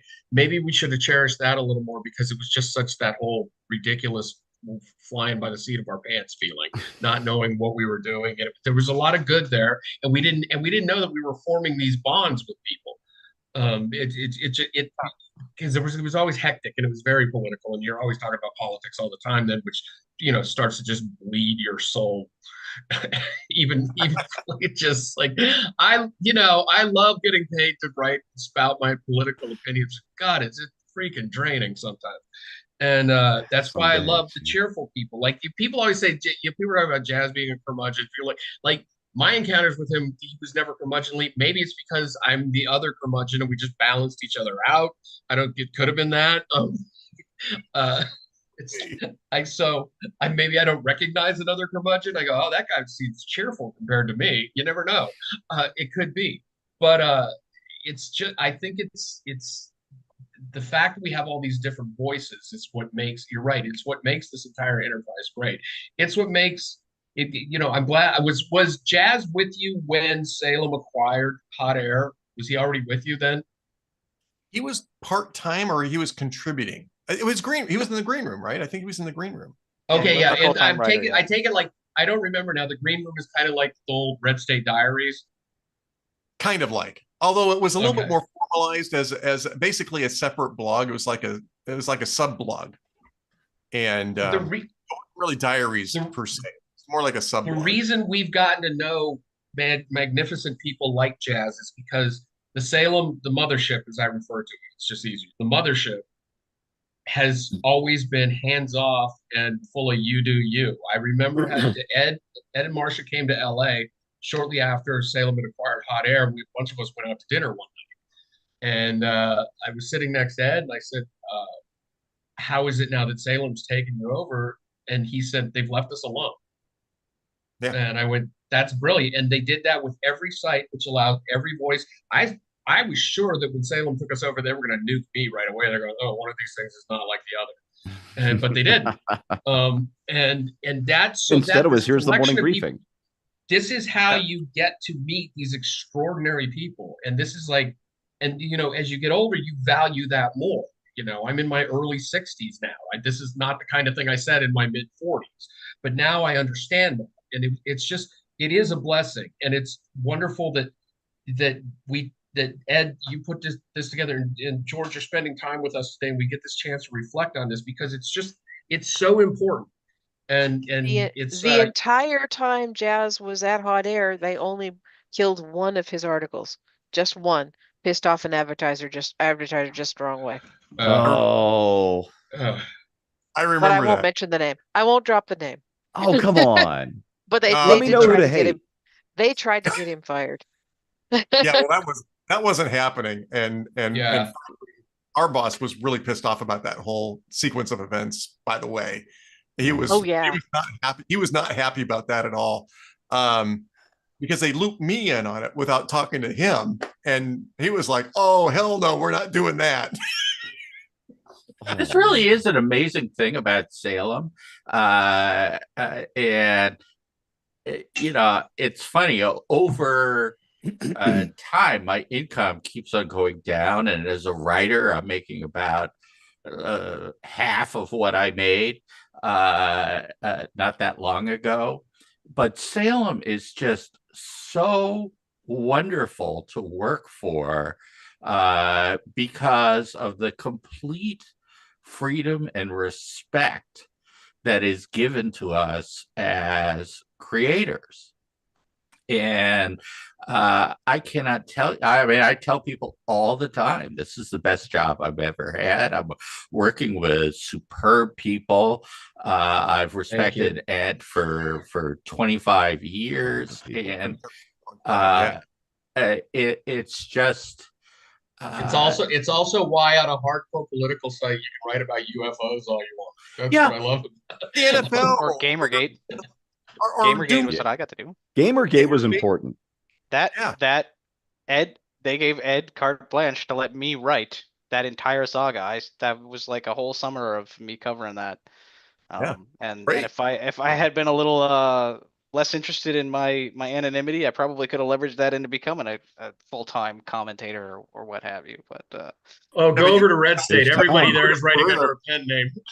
Um, You got a lucrative career, Chris. So yeah, we I- don't mess I with do that. I do have Well, they've got an a good opening. job now. Yeah. I could never fill those That's shoes. dark I wouldn't humor. even try. That's dark humor. That's good. By the way, got a couple fresh comments over at Hot Air. Don Kichi says he does miss the green room. It was a wonderful idea, but it just turned out to be sort of a management problem. Yeah, and you can only do that for so long. Yeah. And then RCP Jr. says, I first came across Jazz at Middle Earth Journal, and I always enjoyed his writing, even when I disagreed with him. It was always thought-provoking and interesting, and I'll miss him. I don't care for martinis, but I'm having a glass of Catskills Distilling's the one and only buckwheat whiskey. So cheers. So cheers to you, RCP Jr. And again, I'm having this Urban Growler coconut porter can that I dragged You back. can't call that drinking. You're a I mean, you've 10-year-old. had that for an hour and a half. Oh yeah, he's This is Buckwheat much- whiskey, like- that doesn't. I What's mean, that? if you Buckwheat were whiskey, that does sound good. That sounds buckwheat whiskey. It sounds like it's something I'd like to try that. I know I would. Sounds good to me too, but this is as much day drinking as I've ever done. This is it. Well, I'll tell you, We'll break you. when I came to Hot Air, it was a little intimidating. Now I had known Ed for years. I mean, close to 20 years, maybe more than 20 years. But walking in to an environment with someone legendary like Jazz, I did not know. I mean, I was low guy on the totem pole, and he was just great. And early on, he reassured me a number of times when, it's like, well, can I do this? And, I had no idea what I was getting myself into. And, Jazz was Jazz. I mean, he was not like, mentoring me, but, anytime that I was, I don't even think he would like mentoring someone. I mean, George is I would say Karen. okay. I would really say that Karen, I think he had kind of a mentor relationship with Karen. When he's bringing her in, he was giving her a lot of support coming in and stuff like that. And he was the one that was really making that work. So he could, but I think by the way, being kind to someone who's new in an environment like that is a sort of mentoring too. Okay. Yeah. It's not, you're not stuck in some kind of hierarchical bullshit. And Yeah, you sit there there was and no just- and hazing. just and making them feel at ease, because if you're not at ease, you're going to be a crap writer. You're going to come out with this stilted garbage. So just being one of the elders of the village and being nice to someone, there's a lot that, I know, I keep saying I'm a curmudgeon, but I think I've done this in stand-up too. I've always thought it was important to be nice to young comics. I think it's important to be nice to younger or newer writers, because that's how you free up the creativity. So it was mentoring. It just wasn't, here's how you write. It wasn't dictating. It wasn't like, so it's, you felt comfortable talking to him, and that is mentoring. I agree. All right. So new comment. This is a little longer comment from TAFJ. One of the moments I remember about Mr. Shaw, and there are many, is Mr. Shaw's post in the aftermath of the then Governor Nikki Haley removing the Confederate flag from the Memorial Civil War ceremony. There are many online who engaged in an orgy of bashing Southerners, Southern culture, and were determined to re-prosecute the Civil War. It was protracted and vicious, and so intense that many voices that might have ordinarily been expected to speak up in defense of their countrymen had fallen surprisingly silent. Mr. Shaw stepped up, and I'm compressing here a little bit. Mr. Shaw stepped up and wrote very eloquently in defense of Southerners and Southern culture. He prefaced his comments by noting he was a New Yorker and therefore a Yankee by default, but he pointed out that he was an American first, and so were those people who happen to live in the southeastern portion of the nation, including those who might have ancestors buried in that particular cemetery. His was a clear voice of strength and reason in the din that followed Haley's action and statement. It wasn't surprising to those of us who come to know Mr. Shaw's work. His character was interwoven in every line.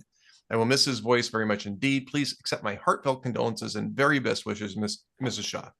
So, Thank you. yeah. And this, this kind of what I was saying earlier too, is that he was so grounded that you could rely on him to find the heart of something, and even if you ended up disagreeing on what the thing to do with it was, he always had the heart. He always hit the heart of it, and forced you to consider that, right? And did it very eloquently. Yeah. Oh yeah. Whenever I find myself in disagreement with Ed, or excuse me, with Jazz, my first thought was always, where did I go wrong? I Not me. better double check something. No, we just argued. We had fun. It would be him and me and Monster and Doug Mataconis going around and around Doug and around and Mataconis. around. Wow, there's Yeah. digging one up from the past. There's a name I haven't heard in a while. John likens Jazz to Breitbart, which in this circle is the highest praise. And you just mentioned Chris back. Okay, everybody else has these fuzzier memories of Andrew. Andrew started me all day. I'd call me up and I'd have to pull the phone away from my ear. He was screaming so loud. Oh my God. I had one of those phone calls from Andrew too. Yes. Oh, Jesus. And he wouldn't say hello. He'd just lead with the screaming. You were right into it. And so if those kinds of relationships are special too, people are so honest and raw with you. And there's also, you can take comfort in knowing that you can argue with someone like that.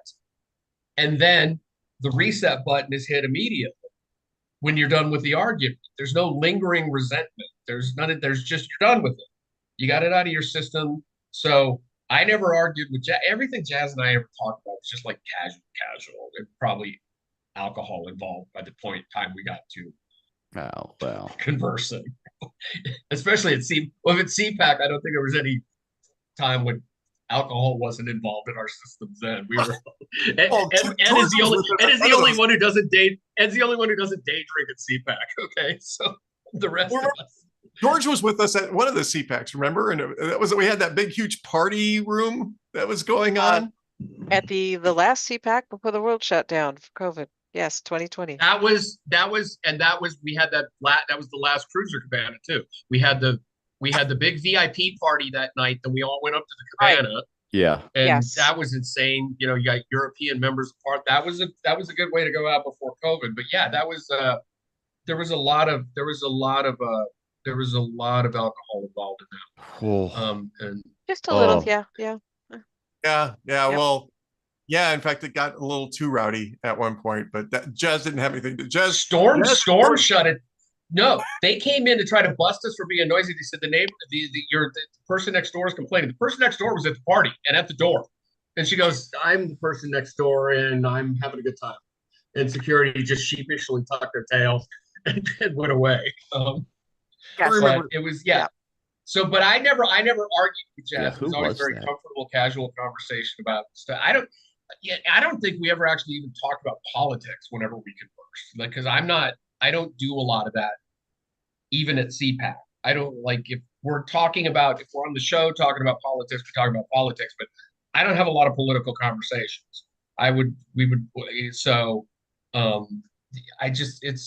It's anytime you can argue, anytime you can have that kind of freshness with someone, and anybody who's that good at conversation. Stephen and I have talked about this for years, how much we prize conversation. Hell, he and I sit around and hold court for freaking ever sometimes. We spent 3 days together in April, and all we did was talk for 10 hours a day. And it's the greatest thing ever when you find someone who is, mostly in sync with you, not always going to be in sync with you, will challenge you. And it's just a wonderful, wonderful thing. And it's so antithetical to the social media experience where you're spending your entire day drawing red lines in the sand. It's just wonderful to have that with anyone. Got a new comment up in a hot air.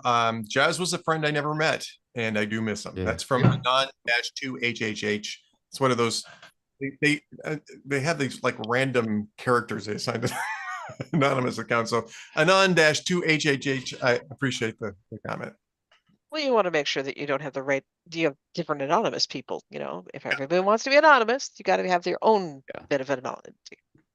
I want to tell everybody at Discus with one of those anon names, just click on the profile button and put in something there so I can recognize you.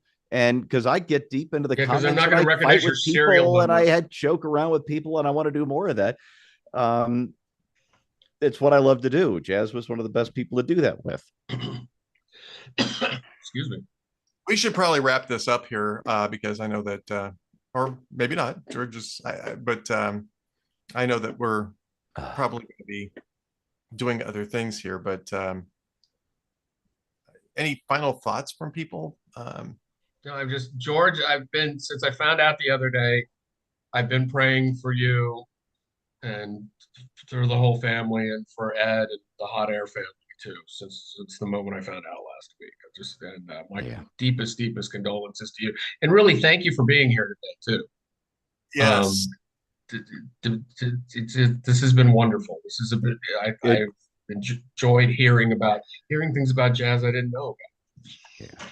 And I did, of course, it isn't easy, but I hope this has been something that has maybe made things a little lighter. In case I didn't show you earlier, I did bring him with you. Yeah. Oh, There you go. There you oh my. Oh Greatest my. group ever. Don't let Steven near that. Greatest Oh group. my. Oh God, now I have a tear. That was okay, beautiful. several. That was beautiful. I'm dead inside, but I had an emotion. It was the only way it could be better is if you told me that he was getting put on one of the rockets to you know how they dispose of ashes in space. The Can't only afford that. I can't afford that. I'm sorry. Really pricey. we should start a collection then, because that's the only way it could be better. If you start a collection, I will save a couple grams, okay? Because they only do a little tiny vial. Yeah, I know, but like that's the only thing I could think of that would be more appropriate for Jazz. Just wait for Elon to take it to Mars. Oh yeah. Yeah. Again, who's going to pay for that? Because Oh, I think Elon would do it. Yeah. I don't think Elon would do that just because of. I don't think he would do it just because it's Jazz and go here, have some Jazz. Jumper in the comments says, "What a great way to remember you're and our friend. He was a big part of what you guys do here. He's going to continue to be a big part of what we do here, and what you do is important. I'll miss Jazz's humor and forthrightness. He seemed like he'd have fun to have a good-natured argument with over a drink, and yeah, you've got that right because he was, and it was fun." You know, I'm just going to wrap this up by saying we're going to miss him every damn day. I'm going to miss him every damn day. And I think I wrote something as I'm not even sure I can figure how much I'm going to miss him every damn day. He was just such a big, important part of me being here and my enjoyment of doing what I do. But he'll be here every day because he's going to be that voice in our head that tells us to take a close look, take a second look, get out of your head, Follow the money. Follow the money. Follow the money. That's going to be, he's going to be here and he's going to be part of this every day. And as long as we're all here, he's going to be here too, George. And I want to thank you again for allowing us to do this because I don't know that we would have done this if you hadn't been supportive of the idea. Because, you know, we don't want to necessarily intrude on what you're going through. What we're going through is nothing like what you're going through. But it does really help to share this time with you and to be here with you. Thank you, because I did want to do something public, and this is what I'm counting as something public. So I know some of my coworkers are here in the audience. I know my parents have been here. Other members of my family have been watching. It's good to hear what his coworkers think of him and colleagues and stuff. It's deeply meaningful. And I enjoyed meeting several of you. Maybe I will have a chance to meet several of you in the future. I don't know. We'll see. Lord knows what the future brings. You know, I actually want to talk about, you know, put an exclamation point on what Ed said, because the first thing I thought of and George, this is something that you should know, was just how profound the impact on Ed was. Because when we talked on the phone, I could hear it in his voice, the value that he put on his relationship with you guys, and actually not just with Jazz, but with you too. And it's one thing to have someone like Ed say condolences. It's another thing. I think it's important that you know that it really was like a meteor hitting. No one here is going through the motions. There really is genuine love and a sense of loss. Yep. Well, I want to thank everybody for being here. I want to thank all the people watching this who aren't on the call, but watching. John Sexton, Cranky T-Rex, who will only mention his first name, Chris. Stephen Green, Bonset, Stephen Cruiser, David Strom, and of course Dwayne was here earlier, and Cam Edwards, and everybody at Salem and Town Hall Media that's been sending messages here of support, and of course George Hawks. We'll all be carrying it with us from now on, George. So thank you very much. And we'll go ahead and close out with that. And so thank you all, and have yourselves a good evening. Everybody.